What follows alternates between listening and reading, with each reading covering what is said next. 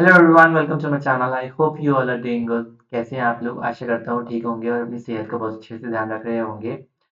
तो जैसे तैसे हम लोगों ने स्टार्ट किए थे हमारी सीएफक्यू सीरीज, और हम लोगों ने पिछले कुछ दिनों में अपने चारों पार्ट कंप्लीट कर लिए हैं और आज होने वाला है हमारा last part, competency focused questions यानी सीएफक्यूज का। हम लोगों ने अराउंड 80-85% ऑलरेडी कवर कर लिए थे। और जैसे कि मैंने आपसे वोटिंग कराई थी उसके अकॉर्डिंग सभी लोग कह रहे थे कि आज ही हमारा लास्ट पार्ट आना चाहिए सीएफक्यू सीरीज का। तो आपकी डिमांड के बेसिस पे आज हम लेके आए हैं सीएफक्यू सीरीज का पार्ट नंबर 5, जो कि लास्ट पार्ट रहने वाला है आज 10 बजे। ठीक है। तो पिछले पार्ट्स में आई होप आप लोगों को कोई दिक्कत नहीं रही होगी। कुछ लोगों को कुछ दिक्कत है तो वो मुझसे पर्सनली बात कर सकते हैं, लेकिन अगर मेजॉरिटी जो है वो कोई दिक्कत नहीं है तो फिर मतलब इसका मतलब मैं मान सकता हूँ कि सब कुछ सही चल रहा है। ठीक है।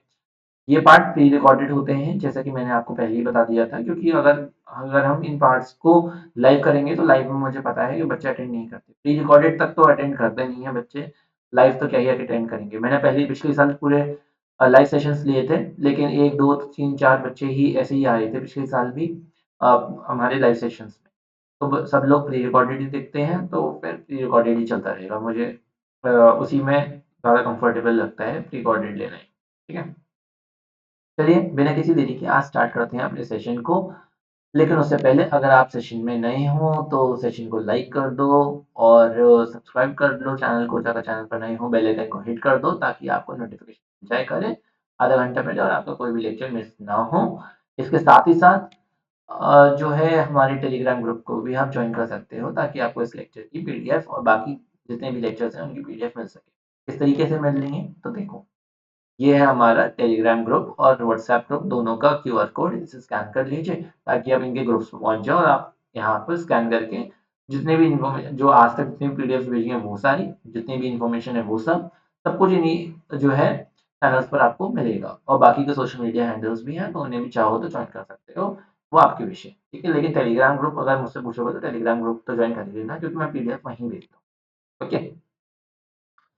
चलो 1 2 मिनट 1 मिनट वेट कर लेते हैं ताकि सब लोग ज्वाइन हो जाए। मैंने नोटिफिकेशन भी जो है रिमाइंडर डाल देता हूँ मैं टेलीग्राम और व्हाट्सएप दोनों ग्रुप पे। फिर हम स्टार्ट करेंगे। ठीक है। तो 10 15 सेकेंड और वेट कर लेते हैं तब तक के लिए। आई होप आप लोगों की पढ़ाई वढ़ाई भी सही चल रही होगी, है ना? बोर्ड्स तो अब जल्दी जल्दी आ ही रहे हैं। मैं आशा करता हूँ आप लोगों की पढ़ाई ठीक से चल रही हो। कोई दिक्कत हो कोई हो तो कुछ बच्चों ने कल पर्सनल मैसेज भी किया था मुझे। इस तरीके से आप पर्सनल मैसेज करके भी मुझसे पूछ सकते हो कोई भी दिक्कत हो तो, है ना? लेकिन अगर बकवास करनी है तो बकवास करने के लिए तो फिर देखो टाइम है नहीं इतना, है ना? चलो बहुत वेट कर लिया हम लोगों ने, अब स्टार्ट करते हैं अपने सेशन को। देखो पहला क्वेश्चन आ रहा है आपकी स्क्रीन पे। The concept of osmosis is frequently used. जैसे कि आप देख रहे हो इन सीएफक्यू क्वेश्चंस में ना, एग्जामिनर जो है टफ क्वेश्चंस नहीं पूछ रहा है, वो कॉन्सेप्ट्स को पूछ रहा है। वो कॉन्सेप्ट्स पर फोकस कर रहा है कि आपको ये पर्टिकुलर कॉन्सेप्ट आता है या नहीं आता है ना? तो एक मिनट, एक मिनट। हाँ जी। तो एग्जामिनर फोकस कर रहा है कि आपको ये पर्टिकुलर कॉन्सेप्ट आता है या नहीं आता। इसलिए वो बहुत ही माइन्यूट चीजें पूछ रहा है ताकि उसे आपको मजबूर कर दे वो ये सोचने पर कि हम जो है छोटी-छोटी माइन्यूट डिटेल्स पर ध्यान दे रहे हैं या नहीं। ऐसा ही हर चैप्टर में हुआ है और ऐसा ही इस चैप्टर में भी हो रहा है। ये कॉन्सेप्ट लोग जो है जनरली छोड़ देते थे बस डेफिनिशन पढ़ के ऑस्मोसिस की। लेकिन अब ये ऐसा नहीं होगा, आपको माइन्यूट कॉन्सेप्ट्स पर भी ध्यान देना पड़ेगा। क्वेश्चंस बिल्कुल भी टफ नहीं है। अगर कोई कहेगा टफ है तो नहीं, बिल्कुल भी टफ नहीं है। इट इज़ कि आपने कितने अच्छे से उस कॉन्सेप्ट को ग्रैब किया है। ठीक है? तो चलो, कॉन्सेप्ट ऑफ ऑस्मोसिस हमारे यूज़ होते हैं। अच्छा, एक और चीज़, पहले जो है स्टेट इन सीएफ की क्वेश्चंस में क्या होगा, इतना बड़ा पैराग्राफ लिख के देगा जो कि डराने के लिए होगा। हमें उससे कोई मतलब नहीं है, हमें सीधे स्ट्रेट फॉरवर्ड अपने क्वेश्चंस पर आना है। ठीक है? तो इतने बड़े पैराग्राफ से डरने की बिल्कुल भी ज़रूरत नहीं है। आराम से पढ़ो, समझो उसे। लेकिन एग्जामिनर जो है उससे सिर्फ डराने की कोशिश कर रहा है। उसका जो है डिफिकल्टी में ही एक रोल प्ले कर रहा है। वो क्वेश्चंस डिफिकल्ट नहीं है, सिर्फ डराने के लिए वो एक रोल प्ले कर रहा है। तो देखो, ऑस्मोसिस मेडिकल फील्ड में यूज होती है। आरओ टेक्नोलॉजी जो होती है वो डिसैलिनेशन में यूज होती है। यूजफुल है ह्यूमन काइंड के लिए प्रोसेस, ठीक है, ओके, वेल एंड गुड। हम अपने मुद्दे पर आते हैं। पॉइंट पर आने के बाद हमें पहला कह रहा है कि मेडिकल फील्ड में हम ऑस्मोसिस कहाँ यूज कर सकते हैं। जब ऑस्मोसिस के बारे में हम पढ़ते हैं तब ऑस्मोसिस की हम डेफिनेशन भी पढ़ते हैं, ऑस्मोसिस के एग्जांपल्स भी पढ़ते हैं। तो एग्जांपल्स को उसने मेडिकल फील्ड में कौन सा एग्जांपल है ये पूछ लिया उसने। देखो ऑस्मोसिस का अलग-अलग रोल है प्ले करने वाले। ये ग्रोथ, प्लांट की ग्रोथ में भी मदद करता है ऑस्मोसिस, ठीक है। अगर उसने सिर्फ पूछ लिया होता डेली लाइफ में तो आपको बहुत सारे एग्जांपल्स, न्यूमरस एग्जांपल्स थे जो आप कोट कर सकते थे। लेकिन अब उसने सिर्फ मेडिकल फील्ड पूछा है तो मेडिकल फील्ड में देखो जो हम आईवी फ्लूइड्स होते हैं, आपको पता होगा आईवी फ्लूइड्स जो ड्रिप, इंजेक्शन वाली जो ड्रिप होती है, जो सलाइन की बोतल चढ़ती है हॉस्पिटल के अंदर या किसी डिस्पेंसरी में, जो सलाइन की बोतल जो है चढ़ाई जाती है, आईवी फ्लूइड जिसे कहते हैं, है ना, इंट्रावीनस फ्लूइड। इस आईवी बॉटल में भी ऑस्मोसिस का रोल प्ले करता है। तो मेडिकल फील्ड में ये आईवी बॉटल्स में हो गया ऑस्मोसिस का रोल। या फिर अगर मैं एक स्पेसिफिक बात करूं तो किडनीज में डायलिसिस के प्रोसेस में, जो डायलिसिस का प्रोसेस होता है किडनीज का, जब हमारी किडनी अच्छे से फंक्शन नहीं करती है और जो हम जो किडनी का जो फंक्शन है वो आर्टिफिशियली करा जाता है, आप हमारी बॉडी के अंदर एक पाइप, आप एक पाइप डाल के, वो प्रोसेस डायलिसिस का जो होता है वो ऑस्मोसिस के प्रिंसिपल पर ही वर्क करता है। तो मैंने आपको एक आईवी फ्लूइड का बता दिया, एक मैंने आपको डायलिसिस का बता दिया। और जैसे प्लांट्स की ग्रोथ है उसमें भी ऑस्मोसिस का रोल प्ले करता है। और पूछोगे तो जो है फूड प्रिजर्वेशन में भी ऑस्मोसिस का रोल प्ले करता है, ठीक है। अच्छा, उसके बाद उसने पूछा हुआ है कि the place close to the sea can use reverse osmosis RO for desalination, कैसे? देखो आरओ प्रोसेस क्या होता है, आजकल जहाँ पे सलाइन वाटर होता है वहां पे घरों में आरओ वाटर होता, आरओ लगे ही होते हैं। आरओ क्या होता है, आरओ सिस्टम क्या होता है, रिवर्स ऑस्मोसिस। रिवर्स ऑस्मोसिस का क्या मतलब है, ये हमारा जो सलाइन वाटर है ये रिवर्स, उल्टे टेक्नोलॉजी से, ऑस्मोसिस की टेक्नोलॉजी से उल्टा जाके क्या होता है, डिसैलिनेशन होता है, यानी नमक रिमूव होता है। हार्ड वाटर को से सॉफ्ट बनाने का तो काम होता है हमारे आरओ प्यूरिफायर के अंदर। फिल्टर्स यूज होते हैं, फिल्टर्स क्या करते हैं, जितना भी हार्ड वाटर होता है वो उसे फिल्टर आउट करके हमारे को जो है उससे सलाइन को, सलाइन सोल्यूशन को यानी नमक के पानी को डिसैलिनेशन के प्रोसेस से हमारे को सही पानी देते हैं, नमक की कॉन्सेंट्रेशन कम करके देते हैं उसका, पानी का जैसे मैं कहूँ तो टीडीएस कम करके देते हैं पानी का। यही होता है इसका मतलब, ठीक है। और इसके अंदर क्या यूज होती है, अगर आपने कभी आरओ पर्सन को सुना होगा तो भैया इसकी मेम्ब्रेन बदलनी पड़ेगी, इसकी फिल्टर की मेम्ब्रेन खराब हो गई है, तो वो किस मेम्ब्रेन के बारे में बात कर रहा होता है, वो बात कर रहा होता है सेमी परमिएबल मेम्ब्रेन के बारे में। तो इसके अंदर क्या होता है कि सेमी परमिएबल मेम्ब्रेन से जो होता है हमारा जो हमारा सॉल्टी वाटर होता है वो पास होता है, और जहाँ प्योर वाटर कलेक्ट होता है प्योर वाटर में जाके हमारे को मिल जाता है। तो अगर सी के पास एक जो है प्लेसेस होती हैं वो आरओ टेक्नोलॉजी से क्या करती हैं, वो सलाइन वाटर को डीसलाइन, जो प्योर वाटर है, प्योर वाटर में से नमक निकलता, जो सलाइन वाटर है उसमें से नमक निकलता जाएगा और वो जो साफ पानी आएगा वो अपने प्योर वाटर के साथ मिलता चला जाएगा। यही टेक्नोलॉजी होती है, ठीक है, आरओ टेक्नोलॉजी। इसके लिए जितना मुझे याद आ रहा है, इसराइल इसराइल मदद कर रहा है इंडिया की, जिससे जो हमारे ओशंस का पानी है, ओशन के पानी को डिसैलिनेट कर सकें और उसे भी हम ड्रिंकेबल बना सकें। जैसे कि आपको पता है कि अर्थ का काफी मेजोरिटी का हिस्सा जो है वो हमारे ओशंस कॉन्स्टिट्यूट करते हैं। लेकिन हमारा जो ड्रिंकेबल वाटर है, जो पानी सुटेबल है ड्रिंकिंग के लिए, वो बहुत ही नेग्लिजिबल अमाउंट ऑफ परसेंटेज में है। इसलिए अब ऐसी टेक्नोलॉजी डेवलप कर रहा है इंडिया और इसराइल मिलके, जिससे हम ओशंस के वाटर को भी हम ड्रिंकिंग के लिए यूज कर सकें। ये एक जनरल नॉलेज का फैक्ट था। उसके बाद जो थर्ड पार्ट है वो बोल रहा है अ saturated salt solution makes a boiled peel egg shrink, why? अरे अब ये मत बोलना हम तो अंडा नहीं खाते, मैं नहीं खाता। लेकिन अब ये मत बोलना कि हमें तो पता ही नहीं है कि एग श्रिंक हो गया ये सब। तो देखो क्या होता है, सैचुरेटेड सॉल्ट का सॉल्यूशन है और ये बॉइल्ड पील्ड एग है। अगर हमारा बॉइल्ड एग है और बॉइल्ड एग को श्रिंक क्यों कर देगा ये, क्योंकि एग के अंदर की कॉन्सेंट्रेशन कैसी है, सॉल्ट की, कम है। बाहर कैसी है, अगर सॉल्ट सोल्यूशन है तो बाहर कैसा पानी है, सलाइन वाटर है, ब्राइन सोल्यूशन है बाहर। ब्राइन सोल्यूशन क्या होता है, सॉल्ट का सोल्यूशन। तो अगर अंदर कम है और बाहर ज्यादा है तो क्या होगा, अंदर से बाहर फ्लो करेगा, ठीक है। जो वाटर है, जो अंदर योग के अंदर जो वाटर है, वो अंदर से बाहर वो आएगा। बाहर आने की वजह से क्या होगा, अगर कॉन्सेंट्रेशन जो है वो low concentration to high concentration जाएगा, कम से ज्यादा की तरफ जाएगा, तो क्या होगा, अगर अंदर पानी निकल गया बॉइल्ड एग के अंदर से तो क्या होगा, एक श्रिंक हो जाएगा, एक श्रिंक हो जाएगा। अगर एक का नहीं तो तुम रेजन का एग्जांपल देख लो, रेजन को हम पानी में भिगोते हैं तो रेजन स्वेल अप हो जाते हैं, क्या होता है ना। ऐसे ही अगर हम उसमें सब सलाइन में डाल देंगे तो क्या होगा, सिकुड़ जाएंगे। वही सेम हमने एक के लिए एग्जांपल दिया है, सेम प्रिंसिपल है। अच्छा, अब इस ये तो हमने एक पर्टिकुलर एग्जांपल बोल दिया, पर एग्जाम में ऐसा क्वेश्चन तो नहीं आ सकता, पहले एग्जाम में यही क्वेश्चंस आते थे, बस फर्क इतना था, ये क्वेश्चन जो है आज हम पे CFQs के फॉर्म में दे रहा है, पहले ये क्वेश्चन रीजनिंग के फॉर्म में आ जाते थे कि एक इंसान है, उसे आईवी बॉटल सलाइन बॉटल जो है सलाइन की बॉटल चढ़ानी है, और डॉक्टर को या फिर किसी इंसान है उसे एक इंजेक्शन लगाना है, तो ये बताओ कि जो कॉन्सेंट्रेशन है वो, हाँ, ह्यूमन ब्लड के रिस्पेक्ट में कैसी होनी चाहिए सलाइन बॉटल की कंसेंट्रेशन। तो ए ऑप्शन दे देता हाइपरटोनिक होना चाहिए, सेकंड दे देता हाइपोटोनिक होना चाहिए, थर्ड दे देता आइसोटोनिक होना चाहिए, फोर्थ दे देता नन ऑफ दिस। तो आइसोटोनिक होना चाहिए, सलाइन की कॉन्सेंट्रेशन वैसी ही होनी चाहिए जो ह्यूमन ब्लड पीएच के अकॉर्डिंग, उसके अकॉर्डिंग ही कॉन्सेंट्रेशन होनी चाहिए, ठीक है, तभी इंजेक्ट कर पाएंगे हम किसी इंसान के अंदर।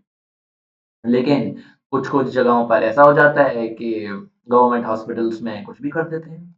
अब जैसे कि 10-15 डेज बैक जो है उन्होंने एक्सपायरी सलाइन लगा दिया था किसी इंसान को और उसकी डेथ हो गई थी। तो कुछ भी हो सकता है, तो कुछ नहीं कह सकते इस बारे में, तो ठीक है। तो इस तरीके के क्वेश्चन भी पूछे जा सकते हैं। ह्यूमन जो है ब्लड की पीएच के बारे में क्वेश्चन पूछ सकता है, या फिर आपको यूरिन के पीएच के बारे में पूछ सकता है, या मिल्क की पीएच के बारे में, या कर्ड की पीएच के बारे में क्वेश्चन पुट अप कर सकता है वो, डिपेंडिंग अपॉन कि अगर वो आपके टॉपिक से रिलेटेड है या नहीं है। तो आपको एक बेसिक पीएच का आइडिया होना चाहिए। अब ये मत कहना कि पीएच तो है ही नहीं सिलेबस में, एक बेसिक आइडिया की बात कर रहा हूँ, ठीक है। नो, उससे क्या होगा, डायरेक्ट तो क्वेश्चन आएगा नहीं स्ट्रेट फॉरवर्ड, लेकिन आपका ये रीजनिंग में कोट करने में मदद कर सकता है। लेकिन ये मत कर देना हिस्ट्री नहीं है कि पन्ने भरने हैं, पढ़ने नहीं भरने हैं, सिर्फ relevant to the point answer देने। ओके, चलिए आगे बढ़ते हैं अगले पार्ट के ऊपर। आई होप ये बात क्लियर हो गई होगी आपको, है ना। क्लियर हो गई तो थम्स अप के निशान दिखा दीजिए, और हार्ट जो आपके इमोजीज होते हैं उसमें आप हार्ट पर भी प्रेस करके मुझे शो कर सकते हैं कि आपको बात समझ आ रही है, ठीक है। नेक्स्ट देखो, हमें, अब देखो अब इतना सब कुछ है ना, ये पूरे का कोई रेलेवेंस नहीं, कोई भी रेलेवेंस नहीं है। क्लोरोफॉर्म सिंथेसाइज हुई 1847 में, तो मैं क्या करूं, भारत आजाद हुआ 1947, मैं क्या करूं। It was mainly used in medicine industry, expose करी सनलाइट में तो फॉस्जीन बन गई, प्रिवेंट करने के लिए C2H6O को डाल दिया गया। केमिकल फॉर्मूला क्या होता है फॉस्जीन का, तो आपको ये पता होना चाहिए फॉस्जीन का जो है ना, इस तरीके से फॉस्जीन होती है, दिस इज फॉस्जीन, ये है फॉस्जीन गैस, और ये पॉइजनस गैस होती है। नेक्स्ट बोल रहा है वो which chemical is added to prevent the formation of phosgene, phosgene को नहीं बने तो हम क्या डाल सकते हैं, तो हम C2H6O डाल रहे हैं। तो वैसे अगर मैं बताऊं तो हम लोग इसमें डालते हैं एथेनॉल, C2H5OH, ये डालते हैं हम, ताकि हम फॉस्जीन का फॉर्मेशन प्रिवेंट कर सकें। अच्छा, अब ये बात ये हो जाती है कि हम इथेनॉल क्यों डालते हैं, और या फिर हमें अगर रोकना है इसे तो क्यों रोक रहे हैं हम फॉस्जीन का बनना। तो फॉस्जीन का बनना तो हम इसलिए रोक रहे हैं क्योंकि फॉस्जीन एक पॉइजनस गैस होती है, फर्जी बात हो गई। पर हम इसमें इथेनॉल क्यों डाल रहे हैं, इस बारे में बात आ जाती है। तो इथेनॉल डालने से क्या होता है, इथेनॉल डालने से जो हमारी क्लोरोफॉर्म होता है CH3L3, इस CH3L3 का ये इथेनॉल डालने से ऑक्सीडेशन हो जाता है, और ऑक्सीडेशन होने से क्या होगा फिर, ऑक्सीडेशन होने से क्या होगा, हाँ जी, तो जब क्लोरोफॉर्म का ऑक्सीडेशन हो जाता है सनलाइट की प्रेजेंस में, सनलाइट की प्रेजेंस में, तो बन जाती है फॉस्जीन।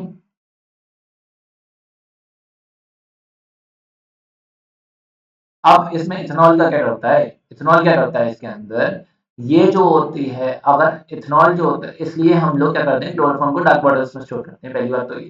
सेकंड चीज, जो इथेनॉल है ये क्लोरोफॉर्म के ऊपर सेटल हो जाता है, तो इसका ऑक्सीडेशन नहीं होने देता और फॉस्जीन बनने नहीं देता। ये क्या बना लेता है, ये डाइथाइल या डाइथो, ये जो है इस टाइप का कंपाउंड बना लेता है, इस टाइप का। ठीक है, इससे क्या करता है ये, इससे ये फॉस्जीन नहीं बनने देता। समझ में आई? और ये जो बनता है, ये जो कंपाउंड बनता है, ये जो होता है ये टॉक्सिक नहीं होता। इसलिए जब भी हम लोग क्लोरोफॉर्म को स्टोर करते हैं तो इसमें 1% इथेनॉल डाल देते हैं, 1% इथेनॉल डाल लेते हैं ताकि ये नॉन टॉक्सिक कंपाउंड बन जाए।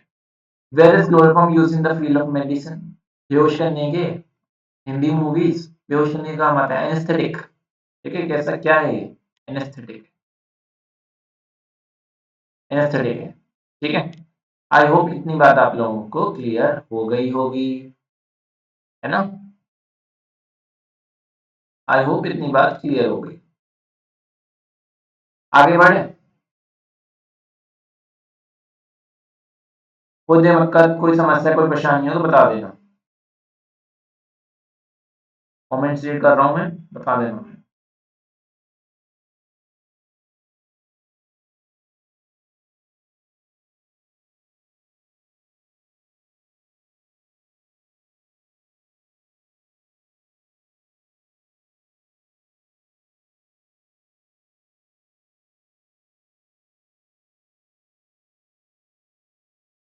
ठीक है, नेक्स्ट देखो। नेटवर्क का बड़ा इशू आ रहा है, चलो मैं वो बोल रहा हूँ।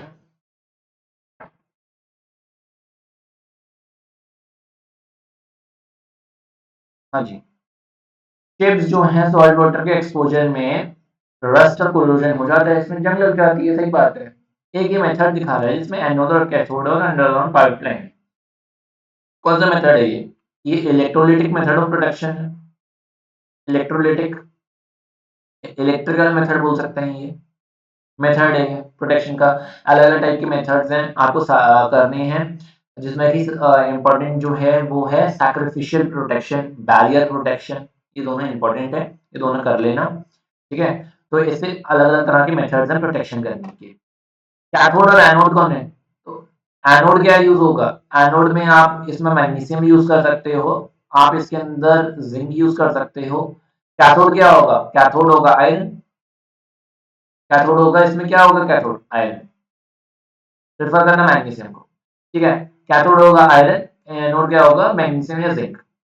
अच्छा, अब एनोड क्यों लिया हमने, एनोड आयरन क्यों नहीं लिया, क्योंकि एनोड से जो होगा, जो पार्टिकल, जो इलेक्ट्रॉन्स होंगे, जो या फिर मैं कहूँ जो आयंस होंगे, ये इसमें क्या है, इलेक्ट्रॉन्स हैं, तो जो इलेक्ट्रॉन्स होंगे वो एनोड से निकल के कैथोड पर जाएंगे। ठीक है, तो एनोड में क्या होगा, ऑक्सीडेशन होगा। एनोड पर वो चीज चाहिए जिसकी हमें परत चढ़ानी है, जैसे ये तो एक मेथड बोल लूँ। सपोज करो एक क्वेश्चन दे दिया कि मेरे को चांदी की चम्मच है और चांदी की चम्मच को कहते हैं इलेक्ट्रोप्लेट करना है। ठीक है, इस टाइप का क्वेश्चन दे दिया, या फिर मिस्टर शर्मा है जिन्हें अपनी चम्मच को इलेक्ट्रोप्लेट करना है, सो या फिर उनके कूलर को जंग लग जाती है तो उन्होंने अपने कूलर को इलेक्ट्रोप्लेट करना है, मतलब कुछ भी एग्जांपल देते हैं, एक्स वाई जेड में, तो एक हाइपोथेटिकल केस बोल रहा हूँ। तो जो भी चीज का इलेक्ट्रोप्लेटिंग करनी है या फिर हमारे को जिसका भी क्या कहते हैं कवरिंग करनी है, वो हम एनोड पर लेंगे, क्योंकि एनोड पर होता है ऑक्सीडेशन, तो वो वाले इलेक्ट्रॉन्स जाएंगे दूसरी तरफ जिसमें कवरिंग होगी। और जिस चीज को करनी है, चम्मच को करनी है, कटोरी को करनी है, या हमें ग्लास को करनी है, या फिर जिस भी चीज अपैरेटस को करनी है, वो हमारा कैथोड बनेगा। इसमें आयरन को करनी है, आयरन को बचाना है, शिप को बचाना है, शिप है आयरन की, आयरन को बचाना है, तो हम आयरन को लेंगे एज अ कैथोड। कैथोड को किस तरह से प्रोटेक्ट करेंगे, तो एनोड पर से जो इलेक्ट्रॉन्स होंगे, सपोज करो मैग्नीशियम है, मैग्नीशियम के जो भी इलेक्ट्रॉन्स आएंगे वो इलेक्ट्रॉन्स होंगे, मैग्नीशियम पर ऑक्सीडेशन होगा। मैं सपोज करो एक एक्स ले लेता हूँ, मैग्नीशियम की जगह एक्स ले लेता हूँ। एक्स जो है वो एक्स प्लस प्लस इलेक्ट्रॉन देगा, और ये जो इलेक्ट्रॉन होंगे ये यहाँ के थ्रू यहाँ पे चिपक जाएंगे, और कैथोड पर होगा रिडक्शन। और यहाँ पे होगा ऑक्सीडेशन। तो यहाँ से निकलते जाएंगे और इस पर चिपकते जाएंगे, तो ये पूरा एक पल ऐसा आ जाएगा, ये एनोड पूरा सिकुड़ जाएगा, पूरा खत्म हो जाएगा, और जितना भी हमारे आयंस होंगे वो हमारे कैथोड पर आ जाएंगे। ठीक है, जितने भी आयंस होंगे वो हमारे कैथोड पे आ जाएंगे। ओके, यही प्रिंसिपल है इलेक्ट्रोप्लेटिंग का, यही प्रिंसिपल है इलेक्ट्रो रिफाइनिंग का। एनोड पर हम इम्प्योर ब्लॉक लेते हैं, और कैथोड पर जो है हम लोग प्योर ब्लॉक ले लेते हैं। तो इम्प्योर में से निकलता जाता है, एनोड में तो कैथोड में सुना होगा, इम्प्योर में से निकलता जाता है, कैथोड पर प्योर में चिपकता जाता है। इम्प्योर में से निकला, प्योर में चिपका, इम्प्योर में से निकला, तो एक ऐसा पल आ जाता है, सारी इम्प्योरिटी नीचे बैठ जाती है एनोड में और कैथोड में, और हमारा जो प्योर है वो हमें कैथोड से ऑब्टेन कर लेते हैं। ठीक है, तो इस तरीके से हम कैथोड को प्रोटेक्ट करेंगे। ठीक है, एनोड पर होगी ऑक्सीडेशन और कैथोड पर होगी रिडक्शन। आई होप इतनी बातें आपको आसानी से क्लियर होगी, है ना। चलो नेक्स्ट क्वेश्चन पढ़ते हैं। सोडियम फेरोसाइनाइड है, एंटी केकिंग एजेंट की तरह यूज होता है सॉल्ट्स में, सॉल्ट सब्स्टिट्यूट्स में। एटमॉस्फेयर के जो है मॉइस्चर के कांटेक्ट में आने से टेबल सॉल्ट जो होते हैं क्लम्पिंग हो जाती है। Certain amount of sodium ferrocyanide prevent कर सकती है स्वेटिंग। अब क्या होता है, पहली बात कहती है कि सोडियम फेरोसाइनाइड एक एंटी केकिंग एजेंट है। एंटी केकिंग एजेंट क्या होता है, कभी आपने चिप्स का पैकेट देखा हो या फिर कोई भी जो है पैकेट फूड देखा हो, उसमें मेजॉरिटी ऑफ द चीजों में ना, अगर आप उसके कंटेंट्स में पढ़ोगे तो ये देखना as an anti caking agent, ये लाइन लिखी होती है, कभी वो ऑब्जर्व करना। इंग्रेडिएंट्स देखोगे ना, तो उसमें कोई भी चीज लिखी होगी और उसका नाम के आगे लिखा होगा as used as an anti caking agent. Anti caking agents कैसे होगा, जैसे एक सोडियम फेरोसाइनाइड उसने एक बता दिया, ऐसे सिलिकॉन सिलिका है सिलिका डाइऑक्साइड, वो भी एक एंटी केकिंग एजेंट है। एंटी केकिंग एजेंट क्या होते हैं, जो लंप नहीं बनने देते, जो गांठें होती है ना, बिल्कुल क्लस्टर बन जाते हैं किसी चीज में, तो क्लस्टर नहीं बनने देते, वो चीजें अलग अलग रहते हैं पार्टिकल्स, उसके जो ग्रेन्यूल्स हैं वो, जैसे ग्रेन्यूल से याद आया, जैसे कोई भी कुछ भी पाउडर ले लेना, जैसे जो आपके प्रोटीन पाउडर्स आते हैं या फिर जो एनर्जी पाउडर्स आते हैं या फिर जो बच्चों के बॉर्नवीटा वगैरह जो ये आते हैं ना, इनके इंग्रेडिएंट्स में देखना एंटी केक दे रखा होगा, क्योंकि जो ग्रैन्यूल्स होते हैं उसके प्रोटीन के, वो जो है वो लम्प्स नहीं बन जाए, उसके अंदर क्लम्पिंग नहीं हो जाए, वो इकट्ठे गैदर नहीं हो जाए। ठीक है, अलग अलग रहें सब, तो इसलिए एंटी केकिंग एजेंट्स डाले जाते हैं। अब सोडियम पेरोसाइनाइड एक ऐसा है, टेबल सॉल्ट जो होता है, आपको पता है कि टेबल सॉल्ट में जो है गांठें बन जाती हैं, क्लम्प्स बन जाते हैं, उसके लम्प्स बन जाते हैं, तो इसके लिए क्या करते हैं, अब हम लोग सोडियम फेरोसाइनाइड यूज कर रहे हैं, पर सोडियम फेरोसाइनाइड यूज करने के लिए फेरोसाइनाइड है, साइनाइड तो पॉइजनस होता है, फिर भी हम यूज कर रहे हैं। आगे पढ़ते हैं, इसमें क्या बोल रहा है, कंपाउंड तो दे रखे हैं Na4FeCN6 और FeH2O होल 6 Cl2। अब हमारे को इसके बेसिस पर आंसर करना है। ठीक है, समझ में आ गया एंटी केकिंग एजेंट्स क्या होते हैं, आई होप समझ में आ गया। अच्छा, आगे बोल रहे हैं, कभी भी जो है ना, अगर हमको केमिस्ट्री सीखनी है तो केमिस्ट्री जो है ना एवरीडे लाइफ में काफी ज्यादा यूज होती है। कुछ भी चीज देख लो तो मैं केमिस्ट्री दिखेगी। फोल्डेड स्क्रीन है मोबाइल्स की, फोल्डेड स्क्रीन आ रही है, केमिस्ट्री है उसके अंदर। आप आप पढ़ रहे हो, लाइट जल रही है रूम की, केमिस्ट्री यूज हो रही है वन वे और दी अदर। आप जिस चेयर पर बैठे हो, अगर प्लास्टिक की चेयर पर बैठे हो, पॉलीमर है। तो केमिस्ट्री हमारी एवरीडे लाइफ में हर चीज में यूज होती है, और आप एक हैबिट डाल लो, कभी भी जो है कोई भी आइटम खाओ या लो, पैक्ड आइटम, उसके इंग्रेडिएंट्स जरूर चेक किया। उसमें काफी सारे प्रिजर्वेटिव्स यूज होते हैं, हर एक का आईएनएस होते हैं, कितने आईएनएस वाला है, क्या नहीं है, क्यूरियोसिटी आती है और कुछ नहीं है, नॉलेज एनहांस होती है। तो सब्जेक्ट को फील लेकर पढ़ा करो, तो कभी भी सब्जेक्ट बोरिंग नहीं लगेगा। काफी बच्चे परेशान हैं कि ऑर्गेनिक कैसे कर रहे हैं, इनऑर्गेनिक कैसे है, ये वो कैसे है। अगर तुम बर्डन लेके पढ़ोगे तो लगेगा ही तुम्हें कैसे करें। अगर तुम फन लेके पढ़ोगे, अगर तुम इंटरेस्ट लेके पढ़ोगे, तो तुम्हें कभी नहीं लगेगा बर्डन, कोई भी सब्जेक्ट। ठीक है, ये वाली बात याद रखना। देखो, पहला कह रहा है कि साइनाइड जो होता है पॉइजनस होता है, लेकिन पोटेशियम फेरोसाइनाइड फूड एडिटिव की तरह यूज होता है, फूड एडिटिव्स में यूज होता है। क्यों होता है, ये बता, क्यों होता है जल्दी बताओ। साइनाइड तो पॉइजनस है, लेकिन ये पोटेशियम फेरोसाइनाइड क्यों होता है, तो मैं बताता हूँ क्यों होता है। साइनाइड जो होता है, ये जो है इसमें लिगेंड है, लिगेंड होने के साथ साथ क्या है, ये एक स्ट्रॉन्ग फी लिगेंड है, जो स्पेक्ट्रोकेमिकल सीरीज आती है, स्पेक्ट्रोकेमिकल सीरीज में लास्ट में आता है ये CO के साथ साइनाइड। साइनाइड अगर स्ट्रॉन्ग फी लिगेंड है, तो ये जो कॉम्प्लेक्स होता है FeCN, अगर मैं Na को भूल जाऊं तो इस कॉम्प्लेक्स को कैसे लिखूंगा मैं FeCN6 4 नेगेटिव ऐसे लिखूंगा। इस कॉम्प्लेक्स के अंदर क्या होता है, जो साइनाइड है, साइनाइड एक स्ट्रॉन्ग फील्ड लिगेंड है। स्ट्रॉन्ग फील्ड लिगेंड होने की वजह से ये जो होता है वो पेयरिंग करा देता है। अगर पेयरिंग करा देगा ये तो क्या होगा, पेयरिंग करा देगा तो क्या होगा, ये जो होता है यहाँ पे एक कोऑर्डिनेशन स्फीयर में है। कोऑर्डिनेशन स्फीयर में होने की वजह से जो ये पानी में जाएगा तब ये आयनाइज नहीं होगा। आयनाइज नहीं होगा तो पानी में जाके साइनाइड के आयन ही नहीं बने, तो फिर ये पॉइजनस क्यों हुआ, साइनाइड टूटा ही नहीं, ये कॉम्प्लेक्स फॉर्म में ही रह गया, तो क्या होगा, ये जो है ये पॉइजनस नहीं होगा। ठीक है, इसके एग्जांपल्स और भी दे सकते हैं, मतलब लाइफ में देखें तो काफी सारे एग्जांपल्स हैं। मतलब मैं एक सिंपल से कर लूँ, सिलिका है, सिलिका बॉटल्स के अंदर आता है, जो भी नई बॉटल्स खरीदते हैं हम उसके अंदर सिलिका जेल होता है, उस पर वार्निंग लिखी होती है, डू नॉट कंज्यूम या डू नॉट स्वॉलो, पर जेल तो उसके अंदर भी आ रहे हैं, बॉटल के अंदर आ रहा है, तो बॉटल के अंदर क्या पॉइजन फैल गया, नहीं फैला ना, क्योंकि वो एक जो है पानी के कांटेक्ट में नहीं आया, इसलिए। नेक्स्ट देखो, which compound will be more stable, ये वाला या ये वाला, ऑब्वियसली ये वाला, मैंने पहले ही बता दिया तुम्हें रीजन कि साइनाइड जो है वो एक स्ट्रॉन्ग फील्ड लिगेंड है, स्ट्रॉन्ग फील्ड लिगेंड की वजह से ये पेयरिंग करा देगा किसमें, ऑक्टाहेड्रल ज्योमेट्री है, ऑक्टाहेड्रल ज्योमेट्री की वजह से क्या, पहले क्या होता है नीचे T2G होता है, बाद में क्या होता है ऊपर Eg होता है, तो पहले T2G भरेगा फिर जाके Eg भरेगा, तो T2G में ही ये पेयरिंग करा देगा। FeCN6 4 नेगेटिव है, तो Fe की हम कौन सी स्टेट में आ गया, आयरन जो है वो +2 में आया, आयरन +2 का मतलब क्या है, 3d6, 3d6 है, तो d6 होने के बाद जो होता है d6 में T2G क्या होगा, T2G में पहले 1 2 3 और ये 4 5 6, T2G पूरा ही भर जाएगा और Eg खाली रहेगा, Eg खाली रहेगा, T2G ही भर जाएगा। अगर T2G भर गया तो T2G जो है अगर भर गया तो T2G फुली फिल्ड है, फुली फिल्ड होने की वजह से T2G में क्या आएगी, स्टेबिलिटी आएगी। तो पता है फुली फिल्ड और हाफ फिल्ड ज्यादा स्टेबल होते हैं एज कम्पेयर टू कॉरेस्पॉन्डिंग जो भरे हुए नहीं है ना, तो फुली फिल्ड तो बहुत स्टेबल होते हैं इसलिए, तो यहाँ पे ऐसा कोई केस नहीं है।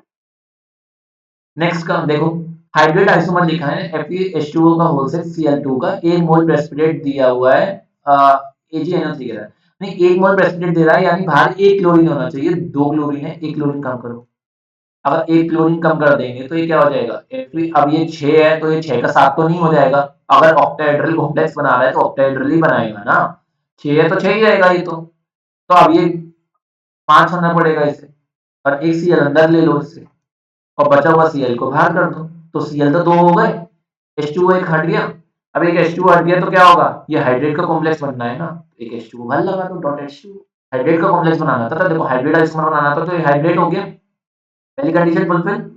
सेकंड कंडीशन क्या थी, 1 मोल प्रेसिपिटेट दे AgNO3 के साथ, अगर AgNO3 के साथ प्रेसिपिटेट दे रहा है तो कैसा प्रेसिपिटेट देगा, कर्डी व्हाइट प्रेसिपिटेट देगा AgCl का ये, अब कर्डी व्हाइट प्रेसिपिटेट AgCl का देने के लिए बाहर जो है आयनाइजेशन स्फीयर में जो आयनाइज होगा जो पार्ट, उसके अंदर Cl का होना मौजूद होना जरूरी है, और वो भी 1 मोल, तो नहीं 1 होने का जरूरी है, यहाँ 2 थे तो हमने ये 1 कर दिया, तो दूसरी कंडीशन भी फुलफिल हो गई, इससे दोनों कंडीशन फुलफिल है, दैट मीन्स हमारा आंसर बिल्कुल ही करेक्ट है।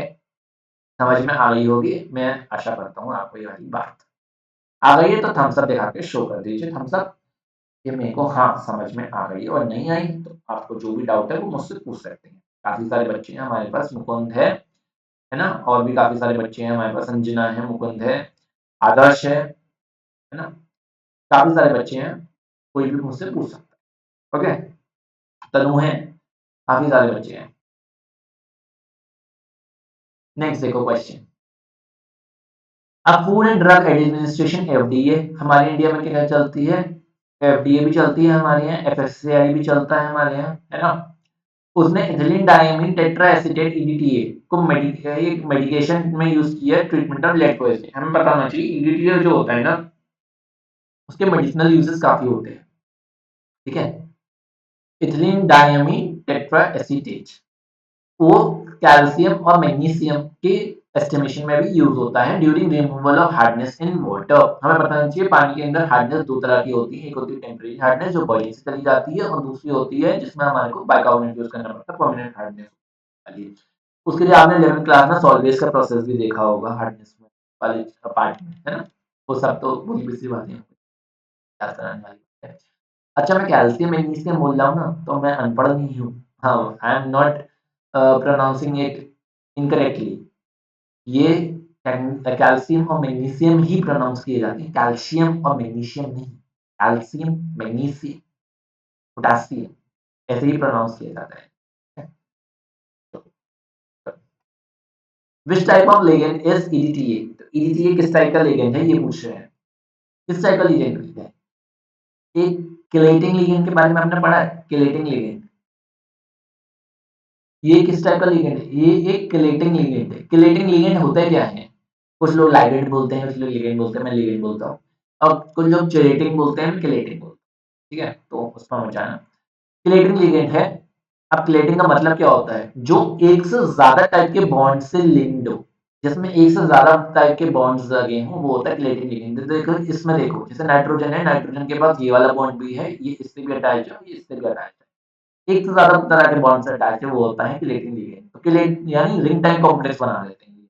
तो ये है हमारा, देखो रिंग टाइप कॉम्प्लेक्स बना रहा है ना ये, तो ये है किलेटिंग लिगेंड।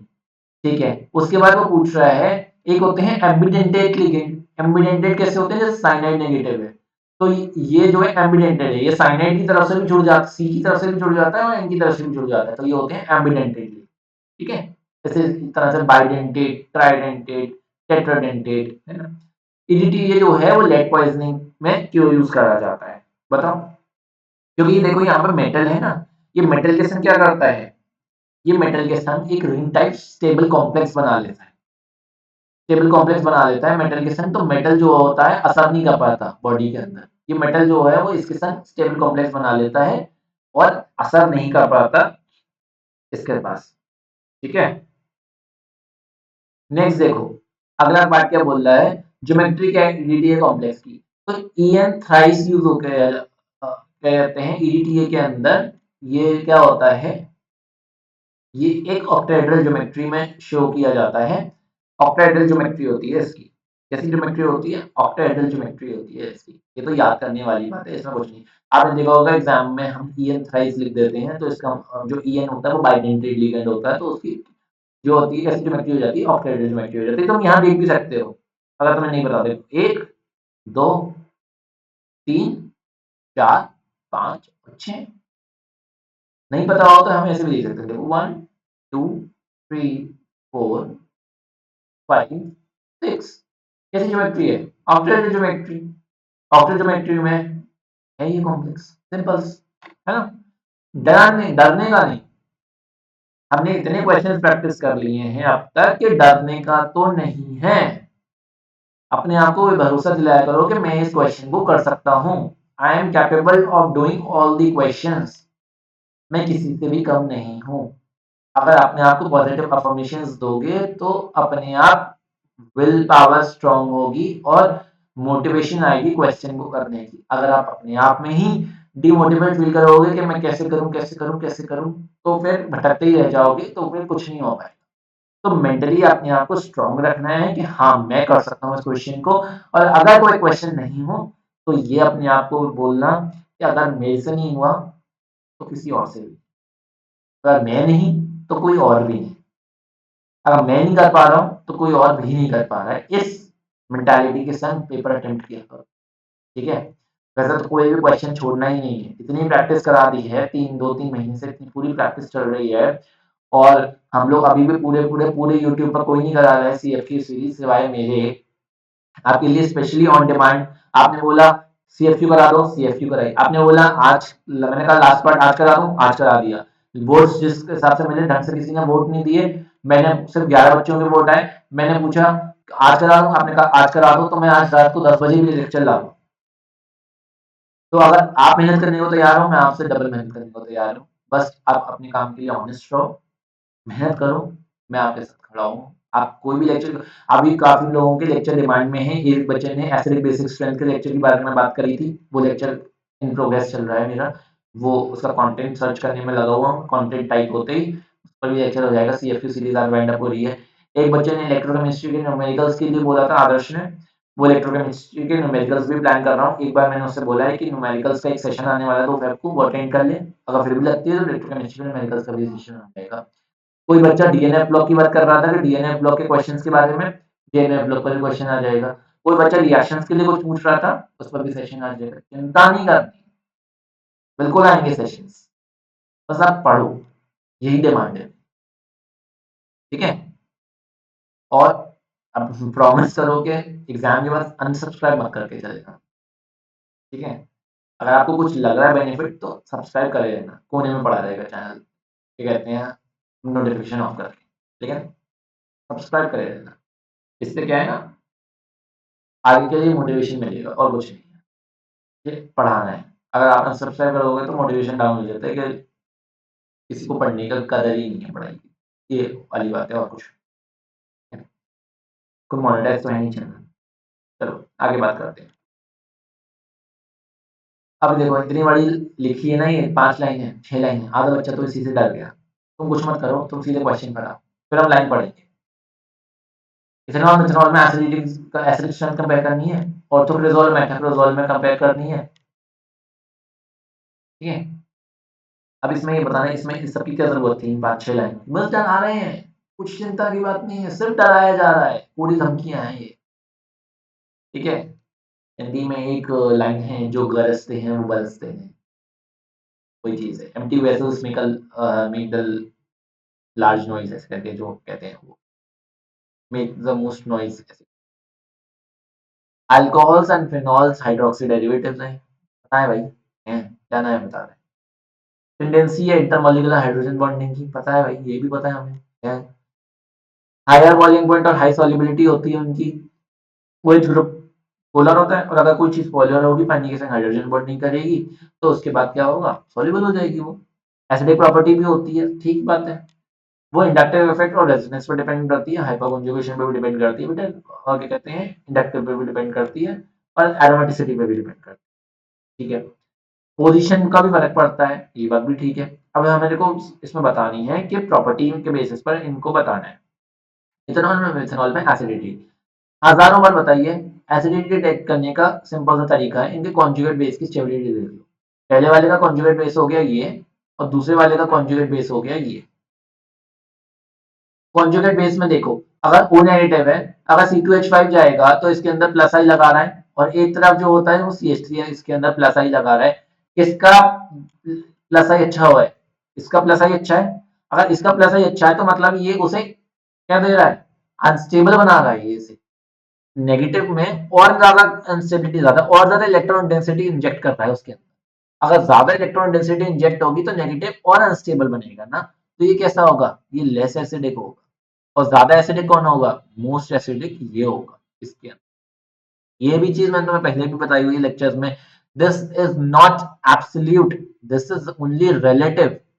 डिपेंड करता है हम किस चीज के बारे में बात कर रहे हैं, इसके कंपैरिजन में हम कम और ज्यादा करते हैं। मैं तुम्हें 10 और 9 का हमेशा बताता रहता हूँ, 10 ज्यादा है 9 से, 10 अकेला, 10 का कोई एक्सिस्टेंस का कोई इंपॉर्टेंस नहीं है, कोई महत्व नहीं है। ठीक है? तो ये क्योंकि प्लस आई से ज्यादा इंजेक्ट कर रहा है इलेक्ट्रॉन डेंसिटी, तो ये उसके इलेक्ट्रॉन क्लाउड में ज्यादा इंस्टेबिलिटी लेके आएगा, इसलिए ये कम एसिडिक होगा, मोस्ट एसिडिक होगा इनमें एथेनॉल। नेक्स्ट देखो, क्रिजोल ऑर्थो मेथाक्रिजोल। आधे लोगों को तो ये नहीं पता होगा क्रिजोल का स्ट्रक्चर क्या होता है, तो मैं बता देता हूँ क्रिजोल का स्ट्रक्चर। एक तो हमारा OH आ गया, और एक आता है CH3 यानी मिथाइल ग्रुप। ऑर्थो है तो ऑर्थो पर मिथाइल आ जाएगा, अगर हमारा मेटा है तो मेटा पर मिथाइल आ। ठीक है? इसके अंदर एसिडिटी बात करनी है, वही कॉन्जुगेट बेस की स्टेबिलिटी देख लो, तो O नेगेटिव है दोनों में। अगर ये CH3 है और यहाँ पर भी CH3 है, डिस्टेंस डिपेंडेंट होता है। ये CH3 जो है वो यहाँ पर क्या करेगा, ये यहाँ पर प्लस आई ज्यादा लगेगा, पास में है ना, यहाँ प्लस आई लेस लगेगा, यहाँ प्लस आई कम लगेगा, यहाँ ज्यादा प्लस आई लगेगा। अगर ज्यादा प्लस आई यहाँ लगा तो यहाँ क्या होगा, इंस्टेबिलिटी ज्यादा आएगी और एसिडिक कम होगा, ये लेस होगा। तो लेस ही पूछा था, तो लेस किसका होगा, ऑर्थो वाले का। इसमें मोस्ट कौन होगा, मेटा वाला, मेथनॉल होगा, सॉरी। ठीक है? पास में है ना, डिस्टेंस डिपेंडेंट होता है इंडक्टिव ग्रुप, इंडक्टिव इफेक्ट, ये तो पता ही है। नेगेटिव इफेक्ट डिस्टेंस डिपेंडेंट होता है। आई होप इतना तो मैं एक्सपेक्ट कर ही सकता हूँ तुम लोगों से, है ना। चलो आगे बढ़ते हैं। करेक्ट स्टेटमेंट देनी है और इसका रीजन देना है। सॉल्युबिलिटी फिनॉल की ज्यादा होती है अल्कोहल से, ये बताना है इसके बारे में। सॉल्युबिलिटी फिनॉल की ज्यादा होती है अल्कोहल से, सही बात है? नहीं सही बात है। क्यों सही बात नहीं है? क्योंकि फिनॉल है, फिनॉल में भी हाइड्रोजन बॉन्डिंग होती है। और अल्कोहल, अल्कोहल की जब भी जनरल बात करी जाती है ना, तो इथेनॉल की बात करी जाती है। इथेनॉल में भी हाइड्रोजन बॉन्डिंग होती है। फिनॉल की बात करें तो फिनॉल में C6H5 ग्रुप है। अल्कोहल में बात करी जाए तो C2H5 ग्रुप है। तो जो फिनॉल के ग्रुप है, फिनॉल क्या करेगा? फिनॉल के अंदर जो होती है, जो एरोमेटिक रिंग होती है, ये उसे ये जो होती है, ये हाइड्रोफोबिक होती है। हाइड्रोफोबिक का मतलब है इसे पानी से डर लगता है। पानी से डर लगने की वजह से ये जो रिंग होती है, वो उसकी वजह से जो हाइड्रोजन बॉन्डिंग होती है वो वीक होती है इन कंपैरिजन टू जो अल्कोहल में है। ठीक है, वही रिलेटिव वाली बात आ गई। इसके अंदर अब इसका क्या लिखेंगे? The solubility of phenol is lower than that of alcohol because the extent of hydrogen bonding in phenol is less as compared to that in alcohol because the phenol ring is, sorry आपको cut देखने को मिला होगा, कुछ काम आ गया था। हाँ, तो ये वीडियो में कट आया होगा एक। मैं क्या कह रहा था कि फिनॉल जो होता है, सॉल्युबिलिटी फिनॉल की कम होती है। The solubility of phenol is lower as compared to that of alcohol because in the phenol group, because the phenol group is hydrophobic in nature. ठीक है, सॉरी वो कट आ गई, कुछ बच्चे थे इस चक्कर। ठीक है, हाइड्रोफोबिक नेचर होता है फिनॉल का, इसकी वजह से क्या होता है उसके, ऑल्दो द इसके अंदर हाइड्रोजन बॉन्डिंग होती है but it is weaker as compared to that in alcohol since the since the aromatic ring in phenol is hydrophobic in nature। ठीक है, X and Y functional isomers है, molecular formula CH8O है। अगर इसका double bond equivalence निकालें, DBE निकालें, तो DBE इसका 0 आएगा। जैसे निकालना नहीं आता वो मुझसे सीख लेना, मैं इसको बता देता हूँ। DBE 0 आएगा। DBE यानी double bond equivalence. Double bond equivalence होता है ये बताने के लिए कि कंपाउंड के अंदर रिंग और डबल बॉन्ड तो नहीं है, तो ना इसके अंदर रिंग है ना इसके अंदर डबल बॉन्ड। DBE 0 है। DBE 0 का मतलब क्या है? ये जो है स्ट्रेट चेन है, वो भी इसके अंदर बिना डबल बॉन्ड और ट्रिपल बॉन्ड की, बिना डबल बॉन्ड ट्रिपल बॉन्ड या रिंग की। C3 है। तो इसको क्या लिख सकते हैं बताओ?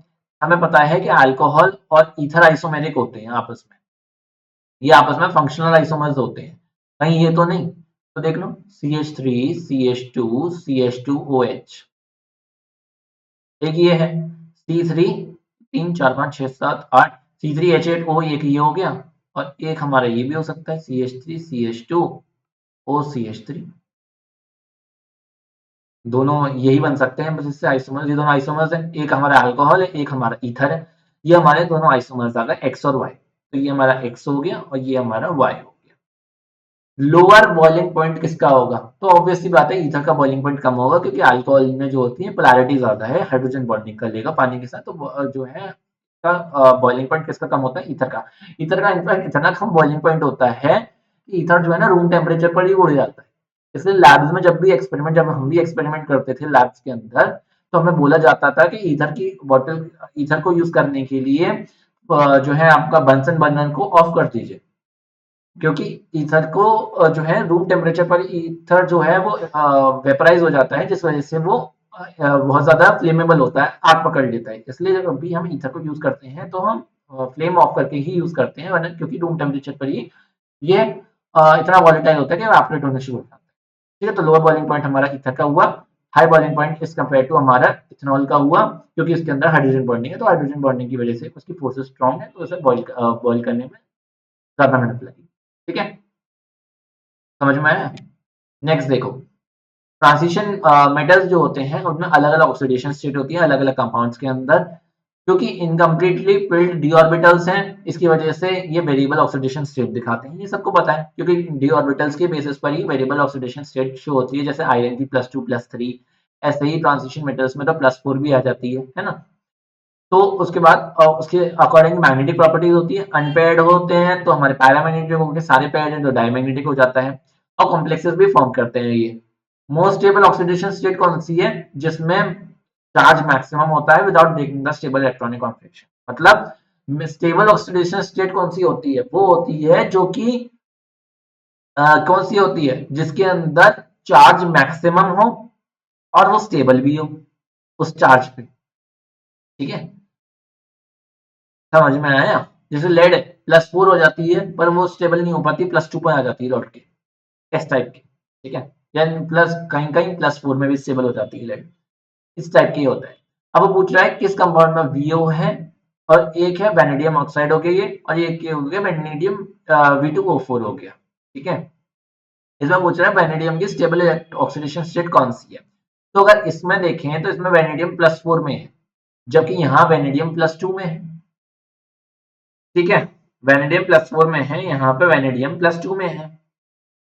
अगर वेनेडियम +4 में है, वेनेडियम का एटॉमिक नंबर क्या होता है? कैंडियम, टाइटेनियम, वैनेडियम, यही होता है वैनेडियम।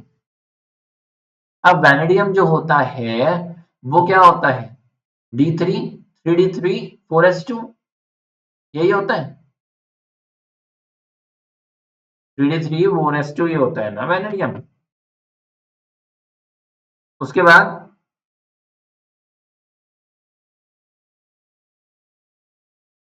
बताना जरा, उसके बाद क्या होता है?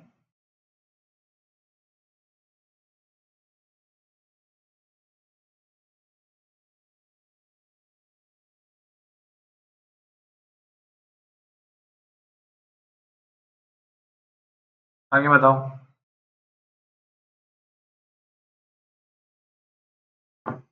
हाँ, हाँ बताओ। वैनेडियम की स्टेबल ऑक्सीडेशन स्टेट हमारी ये हो गई 3D3 4s2 होता है। अगर +4 है तो पहले इसमें से जाएगा, दो इसमें से गए, दो इसमें से गए, दो इसमें से गए, दो इसमें से गए। ठीक है, तो क्या हो जाएगा? 3D1 है,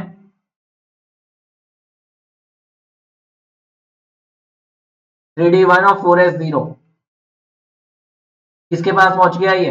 ये एक इनर्ट गैस कॉन्फ़िगरेशन जो कि क्या होती है?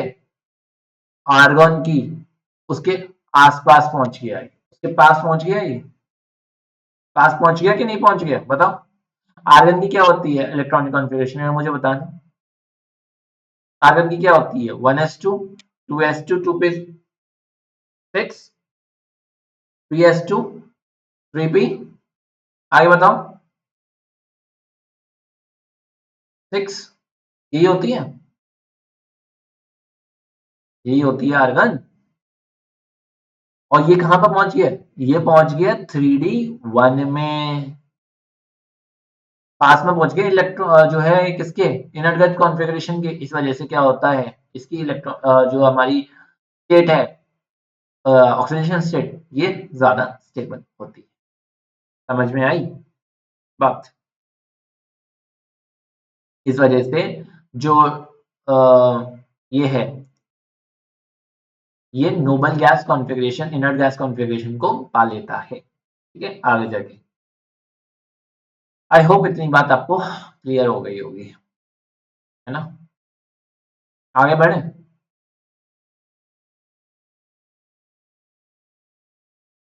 नेक्स्ट देखो, magnesium highest oxidation state fluorine के संग पा ली। नहीं, फ्लोरीन के संग नहीं पाता, ये ऑक्सीजन के संग पाता है। क्योंकि जो है ना, ऑक्सीजन के संग इसकी टेंडेंसी होती है किस चीज की? कॉम्प्लेक्सेस फॉर्मेशन करने की। ऑक्सीजन के संग इसकी टेंडेंसी होती है कि ऑक्सीजन के संग ये अलग अलग तरह के बॉन्ड्स बना सकता है। ये आपको याद करना ही पड़ेगा, इसमें ज्यादा समझने का नहीं है। ऑक्सीजन के संग इसकी टेंडेंसी होती है कि वो ऑक्सीजन के संग मल्टीपल बॉन्ड्स फॉर्म कर सकता है, जैसे MnO2 है ना, इस टाइप के। नेक्स्ट देखो, आयंस दे रहे हैं, मैक्सिमम और मिनिमम रिस्पांस देना है अप्लाइड मैग्नेटिक फील्ड के लिए। मैक्सिमम मिनिमम रिस्पॉन्स देंगे। अब इसका मतलब क्या है? जिंक क्या होता है? जिंक की कॉन्फ़िगरेशन होती है 3D10 4s2 होता है। ये 2 चला गया तो D10 हो गई इसकी।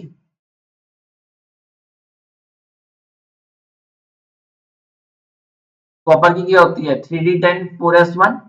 2 चला गया तो क्या हो गया? ये D9 हो गया, ये D10 हो गया, और ये क्या हो गया? मैंगनीज क्या ये कहते हैं मैंगनीज क्या होता है? D5 हो गया। D5 हो गया। D5 हो गया ना, हाफ फील्ड हो गया ये। और ये कैसा हो गया? ये फुली फिल्ड हो गया। अगर फुली फिल्ड है तो इसका मतलब क्या है? ये डायामैग्नेटिक है। डायामैग्नेटिक होने का मतलब क्या है? डायामैग्नेटिक में ये सब पेयर्ड है। पेयर्ड होने का मतलब क्या है? अगर डायामैग्नेटिक है, सारे पेयर्ड हैं, और सारे पेयर्ड होने का मतलब क्या है? कि ये क्या करेगा? ये इसके अंदर जो हमारा बॉन्ड ऑर्डर है, वो बॉन्ड ऑर्डर कितना है? कैसे निकालते हैं? बॉन्डिंग और एंटी बॉन्डिंग की डिफरेंस है, तो उसमें मत जाओ। डायमैग्नेटिक है, सारे अनपेयर्ड है, तो क्या करेगा ये? जो है रिपेल्ड या अट्रैक्ट नहीं होगा मैग्नेटिक फील्ड की तरफ। तो ये कैसा है? डायमैग्नेटिक है, पेयर्ड है, शांत बैठा रहेगा, मिनिमम रिस्पॉन्स देगा। और मैंगनीज में D5 है, D5 में सारे अनपेयर्ड है, इस तरीके से सारे अनपेयर्ड है D5 में। तो ये क्या देगा? ये मैक्सिमम रिस्पॉन्स देगा, क्या कहते हैं, इसकी तरफ। D9 ने क्यों नहीं दिया? D9 ने इसलिए नहीं दिया कि D9 इस तरीके का होगा, 3 4 5 और 6 7 8 9 इस तरीके का होगा। तो ये सेकंड नंबर पर आएगा क्योंकि इसमें एक अनपेयर्ड होता है। ठीक है, नेक्स्ट देखो। न्यूक्लिक एसिड्स न्यूक्लियाई में होते हैं। हाँ भाई ठीक बात है, न्यूक्लियाई में होते हैं। डीएनए एनालिसिस वाइटल होता है क्राइम सीन में। हाँ होता है। आरएनए बायोलॉजिकल फंक्शंस में होता है। मॉडर्न वर्ल्ड में आरएनए और डीएनए की नॉलेज जरूरी है। अरे भाई इससे क्वेश्चन का क्या रिलेशन? वही कंफ्यूज करने वाली बात। ये को बना रहे हैं, नहीं बिक गई है गवर्नमेंट, है ना, वो वाली वो वाला। कौन से नाइट्रोजनस बेसिस होते हैं डीएनए और आरएनए में? भाई सीधे ही पूछ लेता। एटीजीसी होते हैं इसके अंदर, adenine thymine guanine cytosine. RNA में क्या होते हैं? एयूजीसी होता है, एडेनिन गुआनिन साइटोसिन और यूरासिल आ जाता है इसके अंदर। ठीक है, नेक्स्ट देखो। पिरिमिडिन और पिरामिडिन पूछे हैं, तो एएनजी कैसे होते हैं? ये होते हैं हमारे प्यूरिन्स। ठीक है, और टीसीयू ये क्या होते हैं? ये हमारे होते हैं पिरामिडिन्स। ठीक है, स्ट्रक्चरल डिफरेंस आरएनए और डीएनए में। डीएनए जो होता है वो डबल हेलिक्स होता है, जबकि आरएनए जो होता है वो सिंगल स्ट्रैंडेड होता है। डीएनए के अंदर हमारा क्या होता है? थाइमिन होता है, जबकि आरएनए के अंदर हमारा यूरासिल होता है। उसके बाद क्या डिफरेंस दे सकते हो बताओ? डीएनए आरएनए में क्या डिफरेंस और दे सकते हो? चलो एक अच्छा एक बॉम्ब सवाल। मेरे को ये बताओ, एचएमपीवी वायरस था, ह्यूमन मेटा न्यूमोनो वायरस, उसमें कौन सा स्ट्रैंड था? वो आरएनए का स्ट्रैंड था या डीएनए का स्ट्रैंड था, और सिंगल स्ट्रैंड था या डबल स्ट्रैंड? ये मुझे बताना कमेंट सेक्शन कि इसके अंदर ह्यूमन मेटा न्यूमोनो वायरस, एक बीसीएस सिंड्रोम, बीसीएस चल रहा है ना पुणे के अंदर, और उसके बारे में कभी बात कर लेंगे। अभी चैप्टर इंपॉर्टेंट है, लेकिन दो डिफरेंस में तो मैं बता दी है। बाकी एक और बताना इसके बारे में, डीएनए और आरएनए में फर्क। एक और बात देख लो, इसके अंदर डीऑक्सी राइबोस शुगर होती है, उसके अंदर क्या होता है? राइबोस शुगर होती है, उसमें डीऑक्सी राइबोस है, और वो सेकंड पोजीशन पर होती है ना। तीन डिफरेंस हो गए। बाकी तुम्हें जो पता हो वो भी बताना मुझे, है ना। नेक्स्ट देखो क्वेश्चन। वेपर प्रेशर एक इंपॉर्टेंट रोल प्ले करता है बॉइलिंग पॉइंट के उसमें, किसमें? कैलकुलेशन में और फ्रीजिंग पॉइंट में। कोल्ड कंट्रीज में सॉल्ट डाला जाता है रोड्स पे, और वेर एज बॉइलिंग एग को बॉईल करते समय सॉल्ट डाला जाता है पानी में। तो इससे हमारे को कुछ पता चलता है पेपर प्रेशर के बारे में। ये क्वेश्चन जो है ना, अगेन रीजनिंग में आया करते थे पिछले सालों में, आज ये सीएफक्यूज में आ गई हैं। लेकिन वही मैंने तुम्हें पिछली क्लास में भी बोला था कि जैक किशन का नाम जैक्सन कर दो, इंसान नहीं बदल जाएगा। मतलब या जैक्सन का नाम जैक किशन बोल दो तो इंसान, कोई हैरी पॉटर कहता है, कोई हरी पुत्तर कर देता है, तो वही है। बस वही वाली चीज है। Relative to lowering of vapour pressure क्या होता है? इसकी डेफिनेशन देनी थी। आई थिंक डेफिनेशन बताने की तो जरूरत होती नहीं है। नॉन वोलेटाइल सोल्यूट डाला जाता है अगर हमारा प्योर सॉल्वेंट में, तो वेपर प्रेशर घट जाता है, और फिर जो डिफरेंस है अपॉन प्रेशर टोटल वो सब करके आ जाएगा रिलेटेड लोडिंग और वेपर प्रेशर की डेफिनेशन। सेकंड है सॉल्ट डाला जाता है वाटर में, तो एग के बॉइलिंग में कैसे मदद करता है? एग बोल लो या फिर दाल बोल लो, दाल बनती है, अगर आपने किचन में कभी दाल बनती हुई देखी हो, तो दाल बनाते समय जो भी कुक करता है, हम जेंडर न्यूट्रल रखते हैं, जो भी कुक करता है उसे, वो थोड़ी सी टर्मरिक यानी हल्दी डालता है और साथ में पिंच ऑफ सॉल्ट डाल देता है दाल के अंदर, या 1 टीस्पून सॉल्ट डाल देता है दाल के अंदर कुक करते समय। उससे क्या हो जाता है मुझे ये बताओ, क्यों करते हैं ऐसा?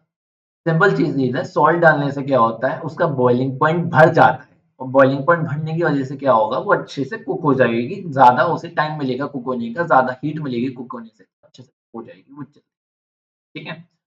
नेक्स्ट पूछ रहा है कि सॉल्ट को स्प्रिंकल, अच्छा इस पर एक और क्वेश्चन आता है। वो आपने वो तो सुना ही होगा, पहाड़ों में जाके आलू बॉईल करना कुकर के अंदर, एटमॉस्फेरिक प्रेशर पर जो क्वेश्चन, अभी आई थिंक आप आंसर दे सकते हो।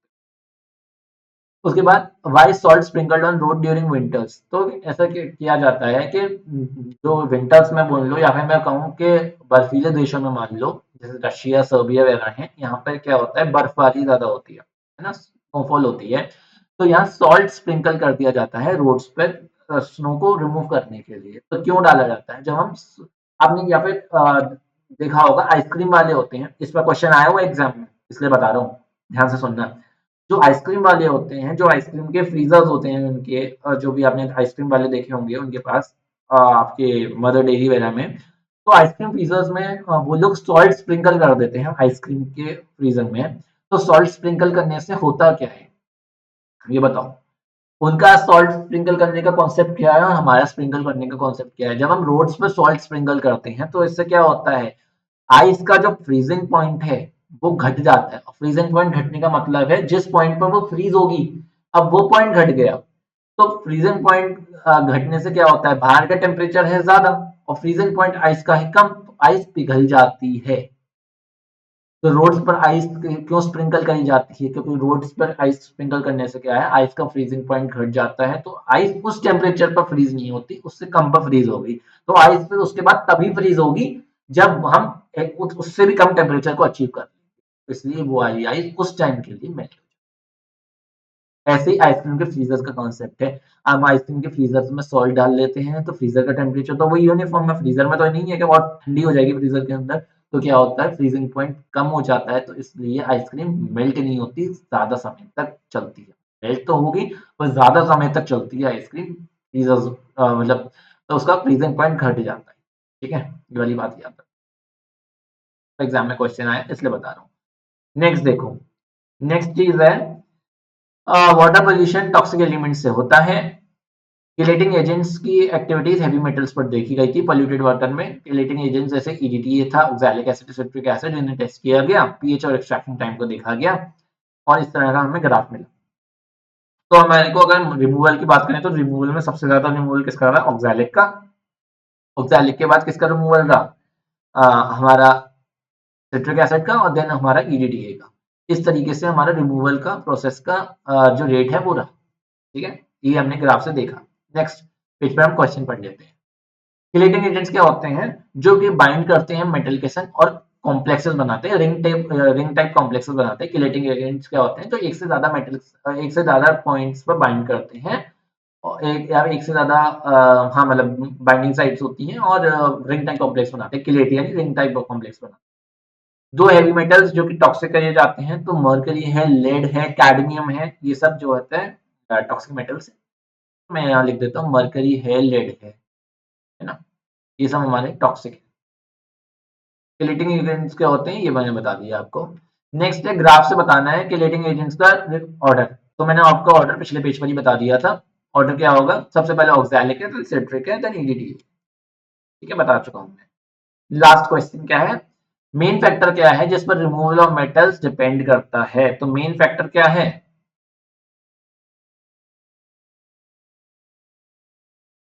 मेन फैक्टर क्या है?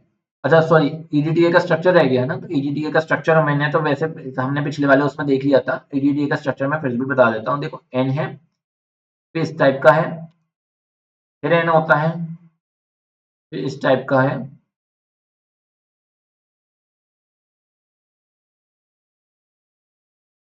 और आप अपनी बुक में से देख लेना, जो मुझे आता है वो मैं बना रहा हूँ।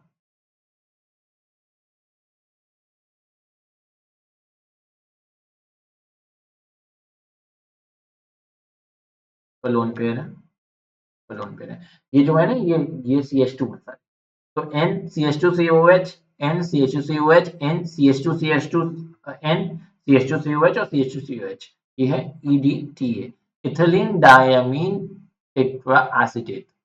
इथिलीन है ना, CH2 इथिलीन, और डायमीन, ये दो एन है, डायमीन टेट्रा एसीटेट। ठीक है, या टेट्रा एसिटिक एसिड लिख दो। ठीक है, अच्छा, इथिलीन डायमीन, ये हो गया। ठीक है, समझ में आई? वैसे तो ethylene diamine tetra acetic acid बोलते हैं। चलो नेक्स्ट देखो, मेन फैक्टर के क्या है जिस पर रिमूवल है, उस पर डिपेंड करता है। ये डिपेंड करता है कॉन्सेंट्रेशन। कॉन्सेंट्रेशन क्या है, उसी पर डिपेंड करेगा ना, जो हम एक्सट्रैक्ट कर रहे हैं उनकी कॉन्सेंट्रेशन पर डिपेंड करेगा ना। अगला देखो, water phase change in soil causes severe damage to roads, canals, airport, railways में सब में चेंज हो जाता है वाटर फेज चेंज से। फ्रीजिंग पॉइंट एक इंपॉर्टेंट इंडिकेटर है जज करने के लिए कि सॉइल फ्रीज हो गया है या नहीं। ये पॉइंट पाया गया है कि सॉल्ट ऐड करने से reduce the Frost heave of the soil. The graph below shows the change in freezing point with the concentration of salt and water। देखो, जो सॉइल की concentration है 0%, 0% पर देखो ये रहा, फ्रीजिंग पॉइंट क्या कहते हैं, कितना है, 0 है, हाई है। तो जैसे, और देखो, अगर 0.2% हो गई तो घट गया, यानी फ्रीजिंग पॉइंट घट रहा है। ये देख रहे हो, फ्रीजिंग पॉइंट डिक्रीज होता जा रहा है, यहाँ पे डिक्रीज हो रहा है फ्रीजिंग पॉइंट कॉन्सेंट्रेशन बढ़ाने से। और यहाँ देखो NaCl की कॉन्सेंट्रेशन देखो, NaCl की कॉन्सेंट्रेशन सॉल्ट परसेंटेज हमारी देखो किस तरीके से जो है चेंज हो रही है। कैसे देखते हैं हमें, ऐसे देखो,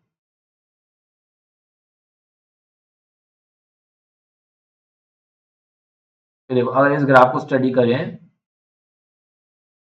तो करीब जब 1.5% के अराउंड सॉल्ट था, तो हमारा फ्रीजिंग पॉइंट था यहाँ पे, ठीक है, -4 के अराउंड। देन उसके बाद जैसे जैसे कंसंट्रेशन बढ़ रही है, वैसे वैसे क्या हो रहा है, अगर एक ही पॉइंट पर देखूं तो उसको जैसे जैसे कंसंट्रेशन बढ़ रही है, वैसे वैसे क्या ऑब्जर्व कर रहे हो, बताओ।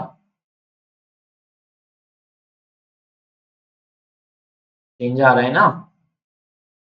चल, क्वेश्चंस देखते हैं पहले, क्या बोल रहा है, ये सबको छोड़ो। It is clear from the graphs as water content is high, depression is less, and as the salt concentration is high, depression is more। देखो, कंटेंट हाई है, वाटर कंटेंट हाई है, change in freezing point different condition salt content. देखो water content कहाँ, देखो water content high है, depression कम है, और जैसे जैसे वाटर कंटेंट ऐसे गया तो डिप्रेशन देखो आता गया, ये डिप्रेशन आ रहा है यहाँ पे यूनिफॉर्म बना हुआ है। ठीक है, आगे देखो, और जैसे सॉल्ट कंसंट्रेशन हाई है तो डिप्रेशन ज्यादा है। देखो, सॉल्ट की कंसंट्रेशन जब ज्यादा है तो डिप्रेशन है, जब वाटर की कंसंट्रेशन ज्यादा है तो डिप्रेशन नहीं है, डिप्रेशन कम है। ठीक है, सॉल्ट में डिप्रेशन ज्यादा है, जबकि इसमें कम है। इससे हमें कोई भी मतलब नहीं है, ग्राफ की स्टडी करनी आ रही नहीं आ रही, मुद्दे की बात है। क्वेश्चन, क्वेश्चन देखो, कॉम्प्लेक्स दे रखा है 2.1 ग्राम, मोलिकुलर वेट दे रखा है 100 ग्राम वाटर है, फ्रीजिंग पॉइंट दे रखा है 100% आयनाइजेशन है, इसका मतलब है अल्फा पूरा मतलब 1। ठीक है, अल्फा का कोई रोल नहीं है, इसलिए कोऑर्डिनेशन नंबर भी हमारे को 6 बता रखा है। फ्रीजिंग पॉइंट इतना है, प्योर वाटर का मुझे पता है कि कितना होता है। अब देखो, जैसे डेल्टा TF पता चल गया मुझे, तो डेल्टा TF कितना हो गया, 0.584 हो गया। ठीक है, अच्छा, what is the formula of the complex. तो कॉम्प्लेक्स का फॉर्मूला बताने के लिए आई फैक्टर, हम आई की वैल्यू देखें, COCl3.6NH3 दे रखा है। अभी मेरे को कोऑर्डिनेशन नंबर तो पता चल गया, तो देखो CONH3 का होल 6 इतना तो हो गया। पर एक बार आई फैक्टर देख लें, अब आई के निकालने की जरूरत क्यों पड़ रही है, आई निकालने की जरूरत इसलिए पड़ रही है, तभी तो हम देखेंगे कि कितनों में ये कॉम्प्लेक्स टूटा। तो ये जब ये वाला हम ये दिखेंगे Cl के साथ, मैं तो ये लिख दूंगा। तो अगर मैं इस तरीके का लिख देता हूँ, तो ये जो है किस में टूटेगा, वो डिपेंड करेगा हमारा आई कितना होगा। तो ये तो अगर इस हिसाब से देखो तो 3 सीएल में टूटना चाहिए और एक ये कॉम्प्लेक्स पूरा है, तो आई की वैल्यू आइडियली तो 4 आनी चाहिए। आई की वैल्यू आइडियली तो 4 आनी चाहिए क्योंकि COCl3 N6NH, पर इसमें कोऑर्डिनेशन नंबर 6 दे रखा है क्योंकि तो कोऑर्डिनेशन नंबर 6 यहाँ सेटिस्फाई हो गया। आई की वैल्यू 4 आ रही है, क्या हमारा जो अजम्पशन है वो ट्रू है, ये तो देख लें। तो डेल्टा टी एफ क्या हो गया, आई के बी इंटू एम। तो डेल्टा टी एफ क्या होता है, आई के एफ इंटू एम। तो आई की वैल्यू क्या हो गई, डेल्टा टी एफ जो कि हमारा 0.584 है अपॉन के एफ कितना है, हाँ 1.86 है ना, पानी का याद कर लो वैसे 1.86 होता है, इंटू एम, ये क्या होगा वेट अपन मोला वेट निकाल ले, दिया हुआ है 267.5, और इसमें वो कितनी दे रखी है 100 ग्राम है, तो 100 ग्राम का मतलब क्या हो गया, 100 ग्राम का मतलब हो गया 100 यहाँ, और केजी में करने के लिए mole, weight of solvent in KG होता है ना, तो ये 1000 हो गया। सब्स्टिट्यूट कर लेना, आई की वैल्यू सब्स्टिट्यूट करके 4 आ जाएगी। 4 का मतलब है 4 में टूटेगा, तो 4 में 3 Cl नेगेटिव मिलेंगे और एक CONH3 होलसेल कॉम्प्लेक्स पॉजिटिव मिलेगा। आई की वैल्यू 4 है तो मतलब हमारी वैल्यू सेटिस्फाई होगी, फॉर्मूला ऑफ द कॉम्प्लेक्स यही बनेगा। ठीक है, नेक्स्ट देख लो, कौन सा सॉल्ट बेस्ट है डी आइसिंग करने के लिए, 1% NaCl या 1% कैल्शियम क्लोराइड। डी आइसिंग करने का मतलब क्या हुआ है, और इसमें जितने ज्यादा मोल्स होंगे जिस कॉम्प्लेक्स के वो उतना अच्छा बेस्ट होगा डी आइसिंग करने के लिए। समझ में आई, डी आइसिंग एजेंट होता क्या है, जो किसी कॉम्प्लेक्स का फ्रीजिंग पॉइंट कम कर देता है, जो उसे जमने नहीं देता, वो होता है डी आइसिंग एजेंट। ठीक है, तो अब सॉल्ट के एग्जांपल हमने कहा ना, नमक छिड़कने से क्या होता है फ्रीजिंग पॉइंट कम हो जाता है, तो उसमें बेस्ट कौन सा है, जिसके मोल ज्यादा होंगे वो बेस्ट होगा। 1% दोनों ही है, उससे हमें कोई मतलब नहीं है, 1 ग्राम मान के कर लेना काम। एक NaCl लेना, तो 1/NaCl का जो है अपना मोलर वेट ले लेना, कितना हो जाएगा 35.5 प्लस 23, 1/35.5 प्लस 23 करना, और एक तरफ 1/ क्या करोगे 71 प्लस 40 करना, और इन्हें क्या कर दोगे फिर उसके बाद बताओ, सॉल्व नहीं करना है, कॉमन सेंस है।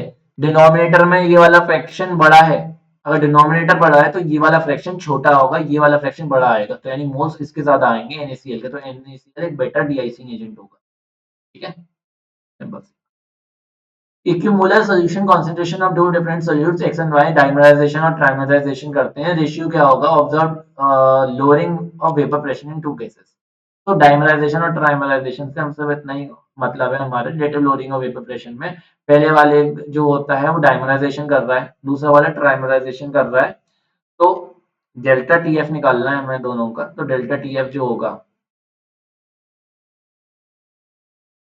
Relative lowering of vapour pressure या observe relative lowering of vapour pressure की बात करें, डेल्टा टीएफ नहीं लिखते हैं इसे, आरएलवीपी की बात करें, तो आरएलवीपी के कंपैरिजन में क्या होता है, फॉर्मूले में अगर हम देखें आरएलवीपी के तो ये उल्टा हो जाएगा, बस और कुछ नहीं हो।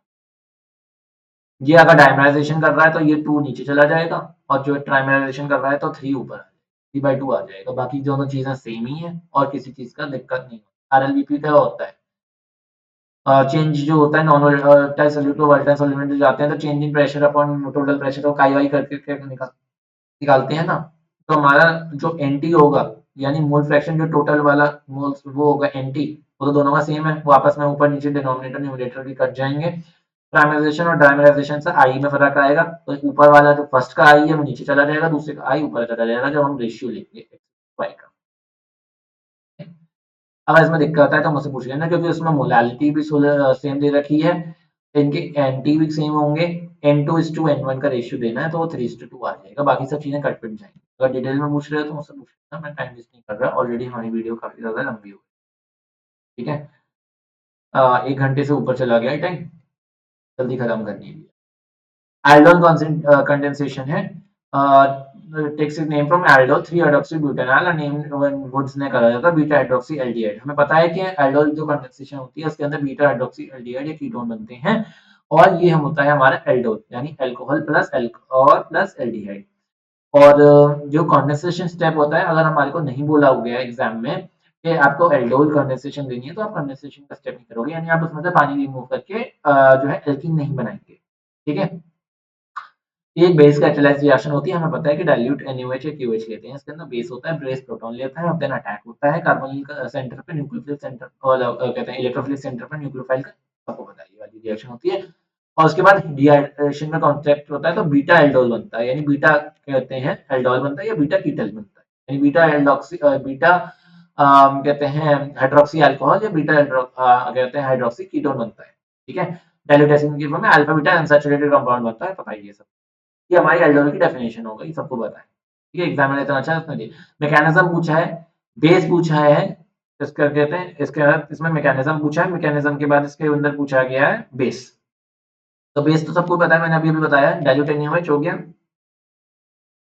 ठीक है, उसके बाद बेस कहते हैं, नहीं तो बेस हाइड्रोजन रोलो बेस कैटलिस्ट क्या होता है, और कहते हैं इन बेरियम हाइड्रोक्साइड लिख सकते हो। और ये करता क्या है, प्रोटॉन लेगा, प्रोटॉन करने के बाद इलेक्ट्रोफिलिक सेंटर पर अटैक कराता है, फैसिलिटेट करता है अटैक को, और फिर रेजोनेंस स्टेबलाइज करके रिंग को स्टेबलाइज करता है। रेजोनेंस स्टेबलाइजेशन का अभी मैकेनिज्म लिख के बताता हूँ।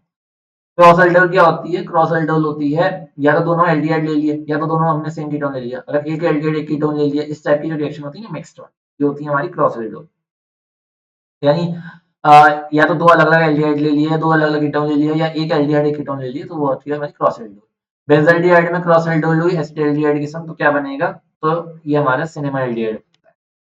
ठीक है, सिनेमा एल्डिहाइड बनता है। ये मैं तुम्हारे को डायरेक्टली बता रहा हूँ, एक अगर मेरे को लगेगा जरूरत तो अभी मैं इसकी रिएक्शन भी लिखूँ। ठीक है, जरा मैं मैकेनिज्म का एक मिनट रुको, जरा खाली पेज पे एक मैकेनिज्म कर लूँ जरा। तो देखो हमारे को क्या दे रखा है इसके अंदर, C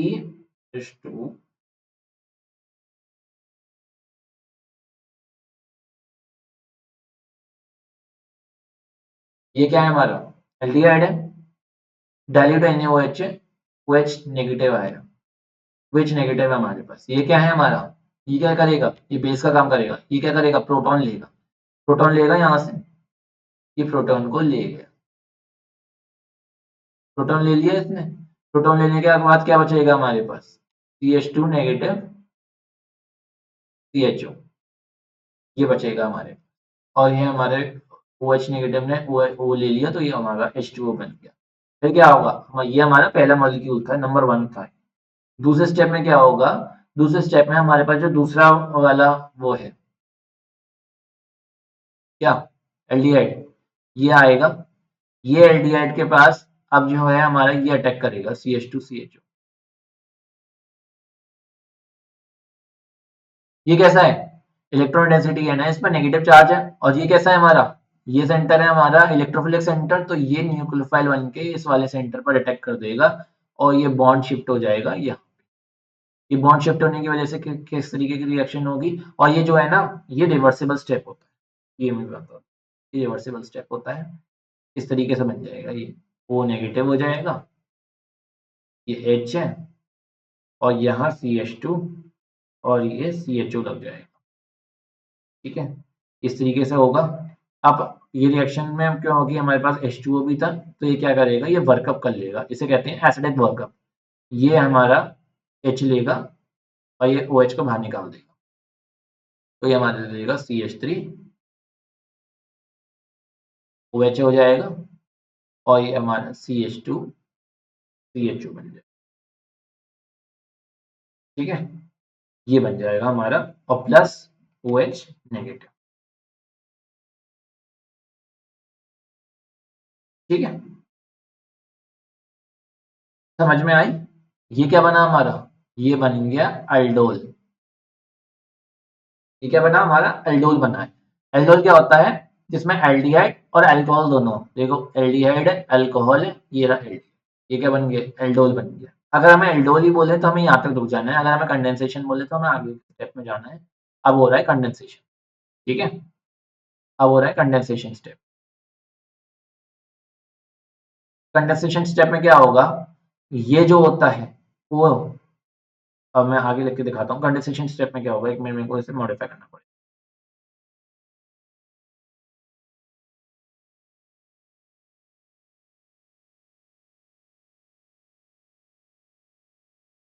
ये ऐसे ले लेगा, अब ये ध्यान से देखना, ये यहाँ जाएगा और ये बाहर निकल जाएगा। अब इसे मैं ध्यान से दिखाता हूँ तो मैं किस तरीके से हुआ ये मैं 2 स्टेप एक साथ कर दिए। CH3 है, ये COH है, इसने पहले तो ये सबसे पहले ये इससे प्रोटॉन लिया था इसने, तो ये मैं प्रोटॉन लेते हुए दिखा देता हूँ इसे। ये प्रोटॉन इस तरीके से लेगा और ये CHO बन गया। अब ये क्या होगा, ये जो नेगेटिव चार्ज है ये यहाँ बॉन्ड बन के यहाँ आएगा, ये यहाँ डोनेट करेगा और ये OH किसके साथ चला जाएगा, जो H था ना उसके साथ ये OH चला जाएगा।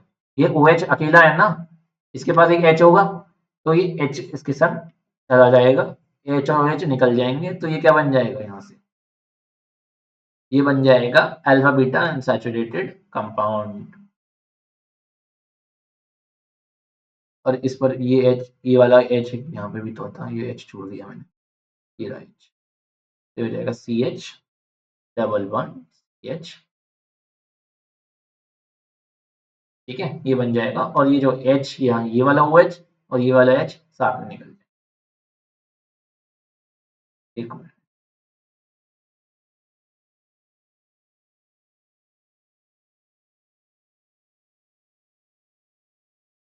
पानी में वर्कअप करने के बाद ये H2 बना, ठीक है। तो ये क्या हो गया हमारे, ये हो गया सिनेमा एल्डिहाइड, या फिर इसे कुछ भी नाम दे सकते हो, सॉरी सिनेमा एल्डिहाइड कह रहा हूँ। ये क्या हो गया, अल्फा बीटा अनसैचुरेटेड एल्डिहाइड। इसको अगर नाम देना हो तो नाम भी दे सकते हो, ठीक है। But two, but two en one वाला स्टेप, ये हो गया हमारा मैकेनिज्म, ठीक है। आई होप इतनी बात आपको क्लियर हो गई होगी, ठीक है। उसके बाद पूछ रहा है बेंजल्डिहाइड की रिएक्शन कर रहे हैं, यानी C6H5 CHO है, बेंजल्डिहाइड है, इसकी रिएक्शन क्रॉस एल्डिहाइड कर रहे हैं इससे साथ, तो इससे क्या प्रोडक्ट बनेगा, इससे बनेगा सिनेमा एल्डिहाइड। सिनेमा एल्डिहाइड क्या हो जाएगा,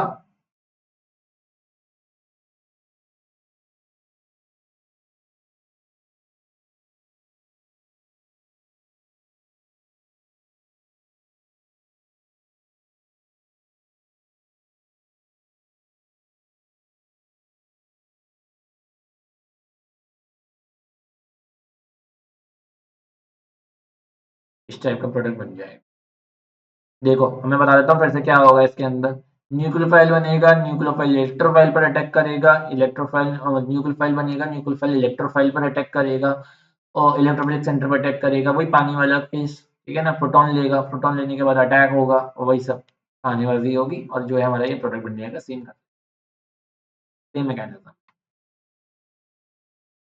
नेक्स्ट देखो, नेक्स्ट क्वेश्चन बोल रहा है 1915 में बायोकेमिस्ट्री का लेक्चर था, मैं यूनिवर्सिटी ऑफ मैनचेस्टर में, इन सब के समय में पढ़ने की जरूरत नहीं है, क्लोस्ट्रियम एसिटोन ब्यूटाइल ये सब पढ़ने की जरूरत नहीं है, एलाइज बोर वगैरह। एसीटोन को प्रीवियसली कैल्शियम एसिडेट से बनाया जाता था, इंपोर्ट करा जाता था जर्मनी से, क्योंकि वो वॉर हो रही थी जर्मनी में। हम एसीटोन को कैल्शियम एसिडेट से कैसे बनाएंगे, यार सिंपल सी बात थी, कैल्शियम एसिडेट की हमने रिएक्शन पढ़ी हुई है कि किस तरीके से बनाते हैं ना, हमने रिएक्शन पढ़ी हुई है ड्राई डिस्टिलेशन वाली, और मैंने तुम्हें बताया था कि रिएक्शन इंपॉर्टेंट नहीं है, लेकिन फिर भी देख लो, क्या कहते हैं ये ज़्यादा कुछ नहीं है एग्जाम में। CH3 कुछ नहीं होता, COO उल्टवाइज ये होता है, गैस डिस्टिलेशन होता है, और ये हीट करने के बाद हमारे को CH3 COCH3 मिल जाता है। इस तरीके से मान सकते हो जैसे कि CH3 COO CA और COO CH3,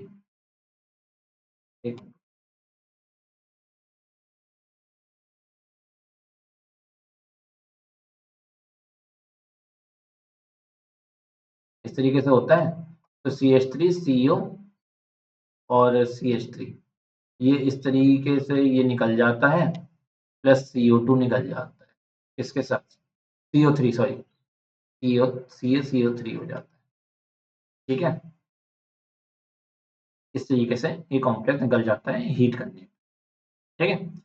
एसीटोन कैसे निकालेंगे, एसिटाइल क्लोराइड से। तो हमारा एसिटाइल क्लोराइड से, सॉरी सेकंड वाला पार्ट भी तो है इसमें, ब्यूटेन टू ऑल को ऑक्सीडाइज किया गया, हमें पता है कि K2CH2O7 हमारा स्ट्रॉन्ग ऑक्सीडाइजिंग एजेंट होता है। अगर इसे ऑक्सीडाइज किया गया ब्यूटेन टू ऑल को, ब्यूटेन टू ऑल तो बना लूं पहले मैं, इसे ऑक्सीडाइज किया गया,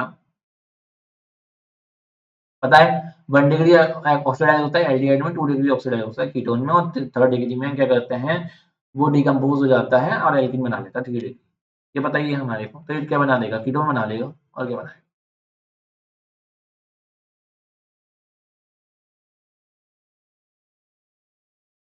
ठीक है, ये बना लेगा। समझ में आ गई। नेक्स्ट देखो, एसीटोन कैसे बनाएंगे एसिटाइल क्लोराइड से, एसीटोन कैसे बनाएंगे एसिटाइल क्लोराइड से, अरे एक मिनट रुक जाओ जरा,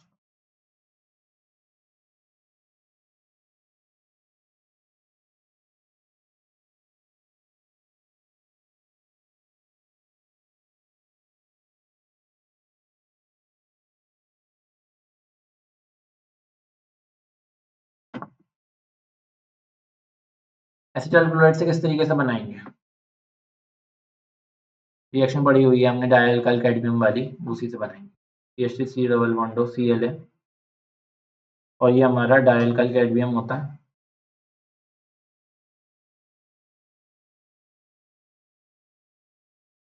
और ये हमारा CH3 डबल बॉन्ड Cl है।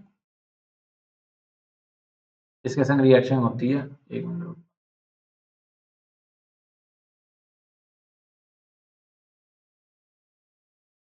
है ना, तो मैं इसे दूसरे पेन से दिखा देता हूँ।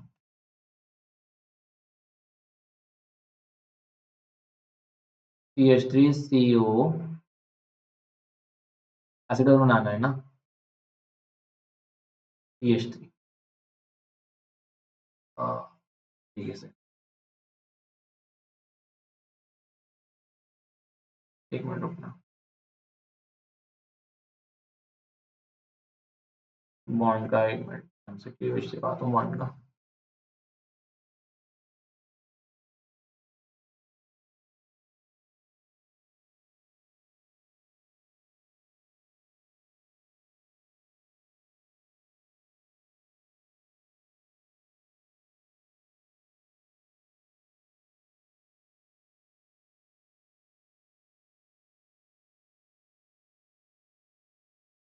इस तरीके से इसके 2 मोल निकल आएंगे और हमारा कैडमियम क्लोराइड अलग हो जाएगा, ठीक है, समझ में आई।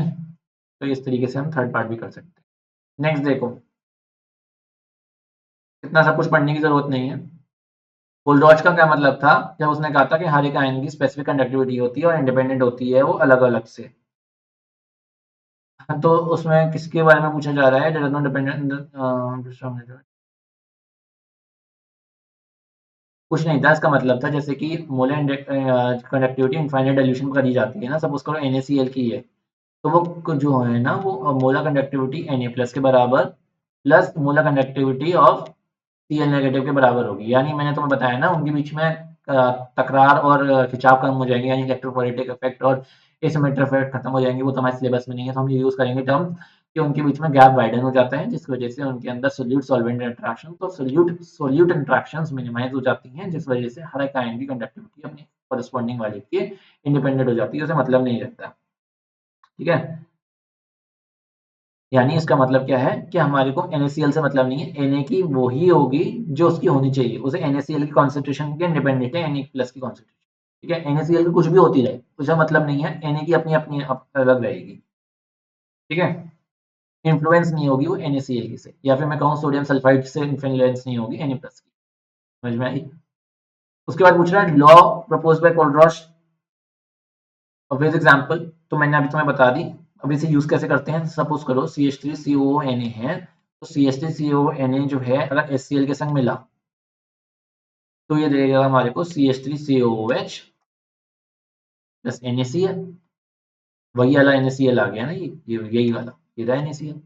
अब इसका मतलब क्या है, अगर एग्जाम में दे रखी हो इसकी इसकी दे रखी हो और हमारे को एग्जाम में HCl की दे रखी हो और CH3COH की दे रखी हो, NaCl की पूछी हो, तो हम रिएक्शन लिखेंगे, प्रोडक्ट लिखेंगे, तो CH3CONA की लिखेंगे, HCl की लिखेंगे, दोनों को ऐड करेंगे, उसमें से CH3COH की माइनस कर देंगे, तो हमारे को NaCl।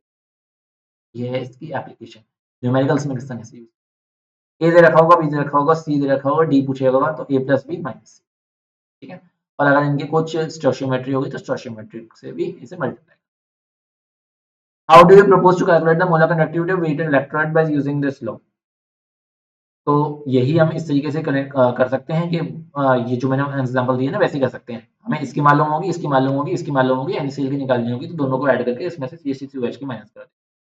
मोलर कंडक्टिविटी, और ये कौन सी वाली को माइनस करेंगे? ये सारी इनफाइनाइट डिल्यूशन पर दी होंगी, क्योंकि ये सब कुछ लिमिटिंग, इसे कहते हैं हम limiting value of molar conductivity at infinite dilution. Infinite dilution होगा तभी ये हो पाएगा पॉसिबल, वरना NaCl की हमेशा Na प्लस और Cl नेगेटिव के बराबर हो, ये जरूरी नहीं है, क्योंकि वहां पर सोल्यूट सॉल्वेंट इंटरेक्शन और सोल्यूट सोल्यूट वैनिश हो जाती हैं या मिनिमाइज हो जाती हैं इनफाइनाइट डिल्यूशन के पॉइंट पे, एक लिमिटिंग पॉइंट पे, उसी पॉइंट पर ये पॉसिबल होता है। तो ग्राफ बनाते हैं जब हम, तो ये जो ग्राफ होता है ये एक्सट्रापोलेट करके जब लाते हैं, तो ये जो वैल्यू आ जाती, ये तो कहीं मिलेगा नहीं वीक वाले, और ये वीक वाला ही हम तो हम वीक वाले को तो ग्राफिकल मेथड से इसलिए निकाल नहीं सकते, हम स्ट्रॉन्ग को निकाल सकते हैं, इसलिए हम NaCl को निकाल सकते हैं। हम CH3 जो है वीक वाले की नहीं निकाल सकते थे, इससे वीक सॉल्ट की नहीं निकाल सकते, हम इससे कोल्ट्रॉस लॉ से इसलिए वीक वाले की निकाल रहे हैं। तो एग्जाम में क्वेश्चन पूछा गया है कि हम लोग कोल्ट्रॉस लॉ से किसकी निकाल सकते हैं, तो कोल्ट्रॉस लॉ से हम स्ट्रॉन्ग की निकाल सकते हैं। कैसे निकाल सकते हैं? ये इस लाइन को एक्सट्रापोलेट कर लेंगे और जहां ये मिली इस पॉइंट को ले लेंगे और इससे हम निकाल लेंगे। लेकिन अब वीक वाला क्या करे बेचारा, तो वीक वाले के लिए ही कोल्ट्रॉस लॉ आया था। कोल्ट्रॉस लॉ, हम लोग कोल्ट्रॉस लॉ से दोनों की निकाल सकते हैं, स्ट्रॉन्ग भी दोनों की, लेकिन जो हमारे ग्राफिकल मेथड है ये वाला, इससे हम सिर्फ स्ट्रॉन्ग की निकाल सकते हैं। ये इस लॉ, ये इस ग्राफिकल मेथड की लिमिटेशन, ठीक है, समझ में आई? इससे हमारा खत्म हो गया। एक आपका क्वेश्चन बचा था, एक मिनट रुकना, ये वाला क्वेश्चन आपका एक बचा था, एक मिनट रुको जरा, देखो सारे हो गए क्या नहीं।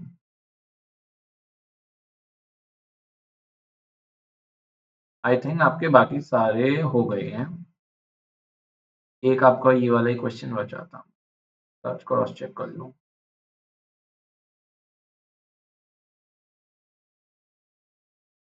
हाँ शायद यही बचा था। तो KMnO4, ये वाला मेथड तो आपका है नहीं आयनिक वाला, तो इस आप डायरेक्टली जो है आयनिक वाली बैलेंसी आनी नहीं वाली, तो इसे इस तरीके से लिख लो, ये Ki कैसे मिल रहा है, एसिडिक मीडियम है तो हमारा H2SO4 हो गया, Ki हो गया, और हमारा आयोडीन गैस K2SO4 दे रहा है, क्योंकि उसने बोला सल्फेट दे रहा है, तो K2SO4 देगा, MnSO4 देगा, साथ में पानी दे रहा है ये लिखा है, और आयोडीन लिबरेट कर रहा है ये लिखा है, तो ये लिख लिया। अब इसे बैलेंसिंग करो, तो ये 2 हो गई, ये स्टैंडर्ड देख लेना, ये 8 हो गई, ये 10 हो गई। अब इसे जरा देखो क्या हो रही है क्या ये, तो K2 हो रहा है, Mn 2 है, तो Mn के लिए हमारे 2 हो गए। अब देखो 10 के यहाँ पे हैं तो 2 यहाँ हो गए, बाकी के कहाँ लगाओगे बताओ?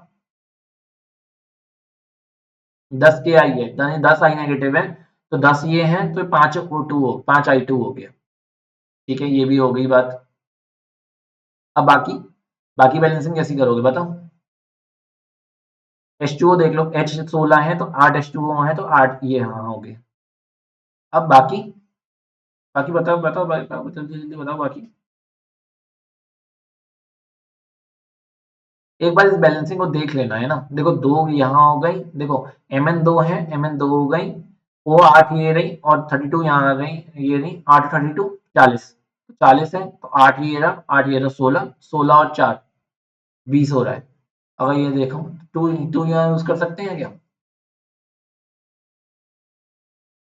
क्या यूज करेंगे यहाँ पे बताओ? के 2 है और 10 है, 12 है, तो 12 के लिए आई थिंक 6 यूज कर सकते हैं यहाँ है ना, 6 देखो यूज करके, तो के 12 हो गया। सल्फर 8 है, तो सल्फर यहाँ 6 हो गया, और 2 ये 8 भी यहाँ हो गया सल्फर, और ऑक्सीजन 6 4 24, 24 और 8 32, 32 और 8 40, 40 यहाँ है 40 यहाँ, आई थिंक बैलेंस हो गया, एक बार चेक कर लेना है ना। सेकेंड वाली देखो KMnO4 ऑक्सैलिक एसिड के संग रिएक्शन कर रही है, तो ऑक्सैलिक एसिड क्या होता है? COH वोल्टॉइस, इसके संग रिएक्शन कर रहा है तो क्या मिल, और एसिडिक मीडियम में कर रहा है तो यहाँ पर इसमें H2SO4 भी आ जाएगा, क्योंकि सल्फेट वाला एसिडिक मीडियम है। हाँ, oxalic acid acid meaning salt of potassium, potassium का सॉल्ट देगा यानी K2SO4 देगा, मैंगनीज का सॉल्ट देगा तो MnSO4 देगा, देन उसके बाद पानी दे रहा है और कार्बन डाइऑक्साइड दे रहा है। बैलेंस करो, देखो इसे बैलेंस करके क्या होगा। KMnO4 2 KMnO4 हो गया, और हमारा 3 ये हो गया और 5 ये हो गया। देखो इसे बैलेंस करके, हमारा के 2 ही है तो 2 भी यहाँ ऑलरेडी हो रहा है, Mn2 कर लो, और हमारा H2O देखो, सी कार्बन कितने हैं 5 और 2 10, 10 है तो यहाँ पे 10 कर लिए। अब इसके बाद देखो हाइड्रोजन बैलेंस करो, हाइड्रोजन कितने हैं 10 हैं, 10 और 2 10 और 6 16 हो गए, तो यहाँ कितना हो जाएगा 8 H2O हो जाएगा, है ना। ये हमारी बैलेंसिंग हो गई, ये एक क्वेश्चन रिमेनिंग था। इस तरीके से हमारी CFQ सीरीज खत्म हो चुकी है। ये हमारा टेलीग्राम ग्रुप है, इस पर आपको पीडीएफ मिल जाएगी पूरी CFQ सीरीज के चारों पार्ट की, और पांचवा पार्ट भी आ जाएगा इसके साथ साथ। अगर आपको ये सेक्शन बिल्कुल जरा सा भी फ्रूटफुल लगा हो ना, तो वादा करो आप क्या कहते हैं कम से कम 5 डिवाइसेस में ये जो है चैनल को सब्सक्राइब कराओगे। वीडियो को लाइक करना, शेयर करना दोस्तों के साथ, और चैनल पर नए हो तो चैनल को सब्सक्राइब करके जाना, और इस तरह से बेल आइकन को हिट कर लेना ताकि आपके पास नोटिफिकेशन 30 मिनट पहले आगे के सेशन आ जाए करें। जैसा कि मैंने आपको बताया आगे के सेशंस में होने वाला है क्या, एसिडिक बेसिक स्ट्रेंथ, एक बच्चे की डिमांड थी, डीएनएफ ब्लॉक की डिमांड थी, और एक इलेक्ट्रोकेमिस्ट्री की डिमांड थी। ये 3 डिमांड मेरे पास आई हैं, आगे के सेशन इन 3 डिमांडों पर भी प्लान करूंगा मैं। लेकिन उससे पहले आपके एक एरोबिक्स क्वेश्चन का सेशन लगा हुआ है 31 को, और एक 2 फेब को आपका लगा हुआ है न्यूमेरिकल्स का सेशन। उसमें आप ये दोनों सेशन देखना, फिर भी कोई दिक्कत लगे तो आप मुझे मैसेज कर, तो पर्सनली भी, टेलीग्राम पर भी, ईमेल भी, कमेंट सेक्शन में भी, कुछ नहीं हो तो व्हाट्सएप के ग्रुप में मैसेज करना, कैसे भी करते हैं, आपके जो है मैं सारे प्लेटफॉर्म्स पर अवेलेबल हूँ। ठीक है, thank you very much, good bye, take care, good night, अच्छे से पढ़ो, और कोई भी दिक्कत हो तो मुझे बताना कैसा लगा सेशन, ये भी मेरे को जरूर जो है कमेंट सेक्शन में बताना। Thank you very much, good bye and take